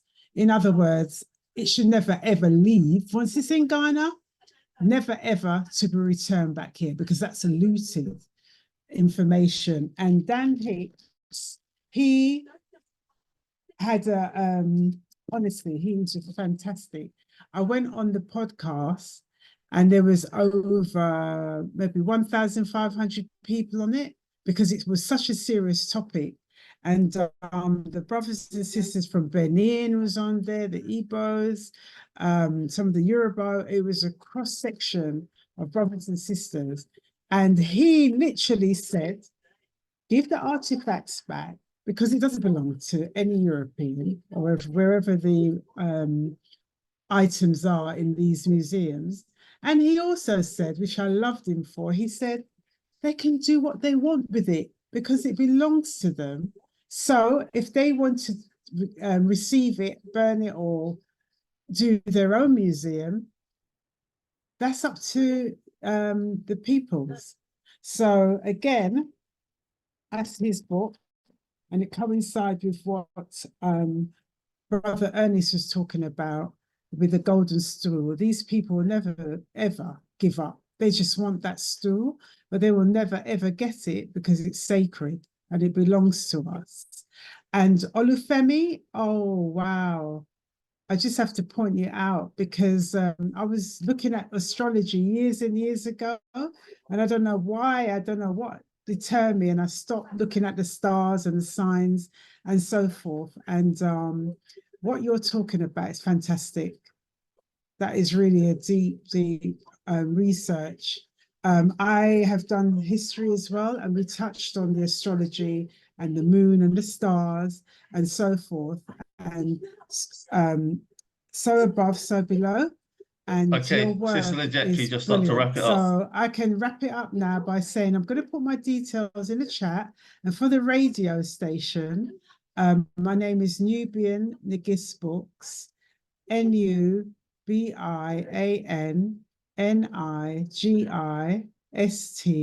Books, BOOKS. And I'll put the rest of the information in the chat. Okay, thank you very much for listening. And the email will be there. So I need to speak to a lot of you authors that are online tonight, and we take it from there. Thank you, Brother McConan. If you just mention the emails for the people that are on listening on radio and watching on Facebook. I know you said Nubian the Gift Books, but if you just spell or mention Okay, I'll give my email, which is the same, Nubian Nigis Books 7@gmail.com, all lower letters. NUBIANNIGISTBOOKS 7@gmail.com. Okay, there you go. There you have it. Nubian the Gift Thank Books, you. Sister Legette. Get in touch with her if you're, if you want to. She's another great outlet if you're interested in, buying books. She sells copies of my books as well. The Rise of Rastafari, Life in Gambia, How to Market and Sell Your Book, Experience of Living Across Africa, available on pre-order through her as well. So, or yeah, if you're interested in getting my books, and I'm sure there's other authors that on this Zoom that she also, stocks copies of their books and people in the community as well. And if you're interested in getting your book stocked with her, reach out to her. Right, I'm now going to go on to the next speaker. The next speaker is William Henry. So, William, if you would please like to come on. Welcome to the Black Book Show virtual book tour for the first time. Just start by telling us quickly where you're based, a brief introduction about yourself, and then tell us, all about the book you've written, please. Greetings. I'm based in Highgate, North London. My name is William Henry. I was born and raised in Antigua. I came to the UK at the age of 10 as an unaccompanied minor to join my parents, who were part of Windrush generation. They answered the call to come to the UK to help to rebuild the United Kingdom after the Second World War. When I came, it was the first time I'd been to my parents. And I felt, to some degree, shocked, horrified, because what I've discovered with Black Caribbeans, and what a point that must always be kept in mind, Caribbeans were never economic migrants. We were invitees to the UK. However, the experience of the invitees that came as the Windrush generation was horrible. When they got here, they came and experienced hostility, racism on a monumental level. And quite frankly, it is the legacy that has remained within the Black community to this day. On Boxing Day, 2022, a friend of mine invited me for us to go to visit the Windrush statue, which is situated, housed at Waterloo. I declined the invitation because I couldn't, in all good conscience, visit the statue, because I viewed the monument as a typical action of a sociopathic government. Now, while the scandal rumbles on about the Windrush, how the wrongs that were committed against the Windrush generation has never been corrected, not properly corrected. And that is quite a symbolic position for the Black community in the UK and other places. So therefore, it seems uncanny for me to visit the statue. And the other thing about it, when the Windrush generation arrived in the UK. And they dispersed, or they were allowed to disembark at Tilbury. They were dispersed to other parts of the UK, but they never traveled through Waterloo. So for me, I couldn't understand why they would put a statue of the Windrush generation at Waterloo, when in fact, predominantly the Caribbeans traveled across to Brixton, and that, to me, would have seemed the right and appropriate place for the statue. Going back to the point when the generation arrived, they were moored out at sea for the night because 11 Labour MPs had objected to them disembarking because those Labour MPs viewed the coloured immigrants coming into the UK to disrupt the normal, serene environment of the United Kingdom. I'm not dissing the sculpture, and at this point, I'd like to pay homage to the Jamaican sculptor, Basil Watson, and of course, the generation who made significant contribution to the British society. After my dialogue, our discussion with my friend, I was inspired to write my memoir. And I decided to write my memoir as a descendant of the Windrush generation. And I wanted to tell my story from a Black perspective, because oftentimes our story, our history are often being told by the white community and others. And they tell us what they want us to know and not necessarily what we needed to know. So I felt to some degree I needed to make sure my voice is heard. Now, my book is called Betwixt Two Shores. Like I've said, I was born in Antigua and I came here as a minor, but I lived in a place called New Winchester, and that's where I was born. So I talk about what my childhood life experiences were as a child growing up in that village, and before I was moved to come to the UK. I was raised, as I said, in New Winchester, and I was schooled there. And in New Winchester, we spoke, in Antigua, we spoke Antiguan Creole. But we had the ability to code switch from Creole speaking to what they term as standard English today. But I must also point out that Creole language has been longer existence than the standard English, because prior to standard English was the Shakespearean English. Now, when I got here, I was speaking my dialect. And I was often told, stop speaking mumble jumble and speak the Queen's English. I was quite puzzled by what they meant by the Queen's English, because I heard English whites saying, using words like water, butter, tomorrow, and I was like, garage. And I was puzzled by that because phonetically, it was absolutely wrong. We were taught to use phonics, and garage, it would be the most appropriate word than garage, butter for butter. So when they said to me, I need to speak the Queen's English, what they were saying to me, in fact, that I needed to abandon my language, and saying to me to abandon my language as good as saying I must abandon my culture. And I wasn't prepared to do that.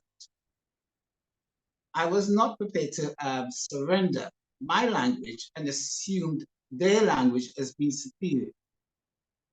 Because let's face it, my slave ancestors, they were incredibly clever people, and they were able to put together a language structure that represent the colonial masters, whether it's French, German, not German, French, Portuguese, Dutch, and English. And they were able to skillfully combine the two. So they compared their own native language and alongside their master's language. So I take learning from those skills of my foreparents, and I became tenacious about it. I was not going to surrender my culture or language.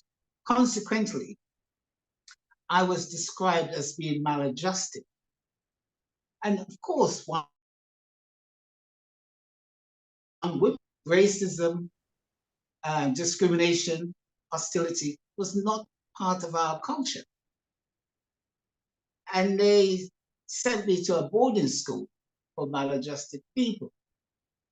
Now, once I was there, the English master said candidly, I don't like Black people. And in order for you to learn English, I suggest you read the newspaper. Well, the only newspaper that was delivered to the school on a daily basis was the Daily Mail. Well, you couldn't get any far right than that. So I took myself off down to the village library and I got out Teach Yourself English. So I was denied a curriculum, but I was not going to allow the teacher's negativity to determine or dictate how I would rest with my life as a learner. And I was tenacious enough to say, well, I will learn your language, but I will keep mine. Now, as I progressed with developing my skills, I soon discovered, as I was able to converse with the teachers, they first start saying, oh, you've got a chip on your shoulder. And then it moved from a chip on the shoulder as I become more efficient in the means English to being a Barrett Court lawyer, because now I was able to quite efficiently operate in the same vernacular as my oppressors. So in my book, my memoirs, it's about me. I talk about my experiences of what life was like growing up in Antigua, and I contrast it to what life was like living in the UK. And I wanted to share my thoughts and my experiences with people.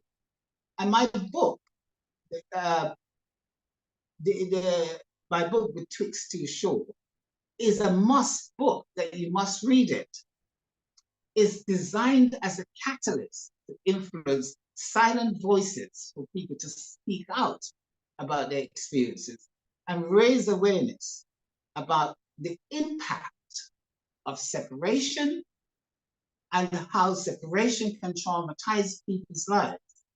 Now, also, I was very keen on a book that I was reading when I was 14.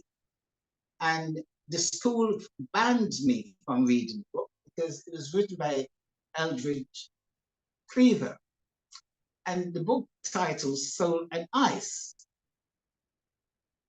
And the writer, he was a civil rights campaigner and he was imprisoned. And his writings really was about Black identification and colonialization and how the oppressive white system over years oppressed Black people. And I saw similarities with Windrush. I saw similarities with slavery and colonialization, because two things that come out of these historical events. Firstly, separation. And separation leads on to isolation and trauma. And my book reflects some of those aspects, if not all of them. And I talk very passionately about what life was like growing up in the UK, where I experienced being called the N-word, told to go back to my country. And I have to point out again that most of the people that came from the Caribbean were colonies. We had the right to be here. And again, we were never economic migrants. We were invitees. So my book talk about that journey, about from coming from my culture and living in the UK and adjusting to life in Britain. The book is called Betwixt Two Shores. It can be found on Amazon, Foyles, Barnes and Nobles, and Waterstones, and many other book platforms. And the book is here. It is a very, very, even though I say so myself, it's a good read. It has received several 5-star ratings on Amazon. And I'm aiming for the book to be in schools. I taught for 28 years. And when I was teaching, I'm an English specialist. And when I was teaching English, it was mostly, the reading list was mostly Eurocentric and not enough books available for from the Black community. I'm hoping that Betwixt Two Shores will be part of the reading list for the English departments in schools. Once again, I want to say thank you. This is a wonderful experience. It's my first time on this platform. And I have to say thank you to the organizer for making this viable, because let's say 50 years ago, this would be unheard of. And so when we talk about diversity, diversity should not be a code name for exclusion. It should be a name that brings people together. And that's what this forum has done, is brought people from all walks of life, authors from all walks of life, where they talk about their experiences and their journey. And I'm very grateful. I feel deeply humbled that I was being part of this experience. Once again, thank you. Thank you very much, William. And before you go, I just want you to repeat one more time the title of your book, where it's available, and your first and second name. Right. My first name is William, and the surname is Henry. The book is called Betwixt Two Shores. It's available on Amazon, Foyles, Waterstones, and Barnes and Noble. If you just spell Betwixt Two Shores for those who are not looking in front of the book like me, but okay, for those who are listening, how do they spell it? Betwixt, B-E-T-W-I-X-T, Betwixt Two Shores. In other words, between two shores. But it's an old-fashioned word, and it's Betwixt Two Shores. Okay, that's B-E-T-W-I-X-T, and then two as the number two, and then Shores, S-H-O-R-E-S, and that is by William Henry. So correct. Thank you very much, William, for joining us on the Black Book Show virtual book tour. It's been another great, Black Book Show. Where I'm going to close out very, very soon. But what I'm going to do now is, before I conclude, hand it over Patricia, who's representing Auntie Jean from Auntie Jean's African Culture Market in Auntie Jean's absence. Just if she wants to say any final comments from the Auntie Jean side of things before we come back to me to conclude the Black Book Show. I've just unmute Patricia. Thank you so much. It's been a brilliant evening, as usual. It's just absolutely wonderful to have our authors from, as William has said, from different walks of life, the Caribbean, America, Africa, UK, and other parts as well. It's absolutely brilliant. And this is one of the ways that we can actually come together and hear and find out what's going on, what each other is doing, in terms of our creative development and advancement. It's absolutely wonderful. As I've said already, Auntie Jean, we have two Zoom platforms, and a physical, the third Sunday of every month. The next one is going to be on the 18th of February, where people bring their stalls. Olufemi, if you're still doing your, what was you doing? You're making cards, weren't you? I don't know if you're still doing them, but anyway, we have people in the community who have been creams, cards, books, food, jewelry, and the Garvey village. We sell a lot of Garvey village memorabilia. And so we have the stalls, we have presentations from individuals, as well as drummers, the Sangoma drummers. So we have a family gathering on the third Sunday of every month at a local community centre. The other presentations are similar to this on a Sunday from 7 till 10, where we have individuals who come in and talk about, as I said, their journey, their life journey, things that they've done, their achievements. We have an educational psychologist who comes on a Monday, the first Monday of every month. We've had people talk about Marcus Garvey on a regular basis, on a monthly basis. So it's about educating and informing people, just like tonight, but it's on different topics. And if people on the platform today wish to have that, take the opportunity to come back and talk more with us, to inform people on the platform more about yourself and your journey and your book. I mean, I think particularly William would be a very interesting one if you're able to come back, as well as others. You know, it will be great, because not everybody who's on the platform today, who's attended today, necessarily will be aware of you, or what should I say? Not everybody attends the Black Book Show, but who doesn't attend would be interesting. Maybe some of you who are here tonight to come back and share your stories. I've put in the chat Auntie Jean's contact number, her email address, and the admin for the Garvey for you to contact us. And thank you very much. It's been wonderful. Okay, so just before I close, I'm just going to say a couple of things. So if you're not already, regarding the Black Book Show, the information regarding the book show is going to be via the Black Book Show Facebook group. So if you haven't already joined and you're active on social media, particularly Facebook, please join the Black Book Show Facebook group. We've got 1,600 members now. So yeah, I'm hoping to get 2,000 at least by the next half of the year. So yes, please help me get up to that number. But it's the best place to go. You'll know you're in the right place when you see this logo, this this animated photo of me and the Black Book Show, which is encompassing the Black Book Show logo. And also the recording of this show, as soon as you sign off of the Zoom and I can close, you'll be able to access it straight away on the Black Book Show. It's also an Auntie Jean's Facebook page as well. But if you go to the Black Book Show Facebook group, after after this Zoom is closed, you'll be able to watch the replay, the stream. It stays live there on the Black Book Show group. Hello. Papa Quasar, he's muted now.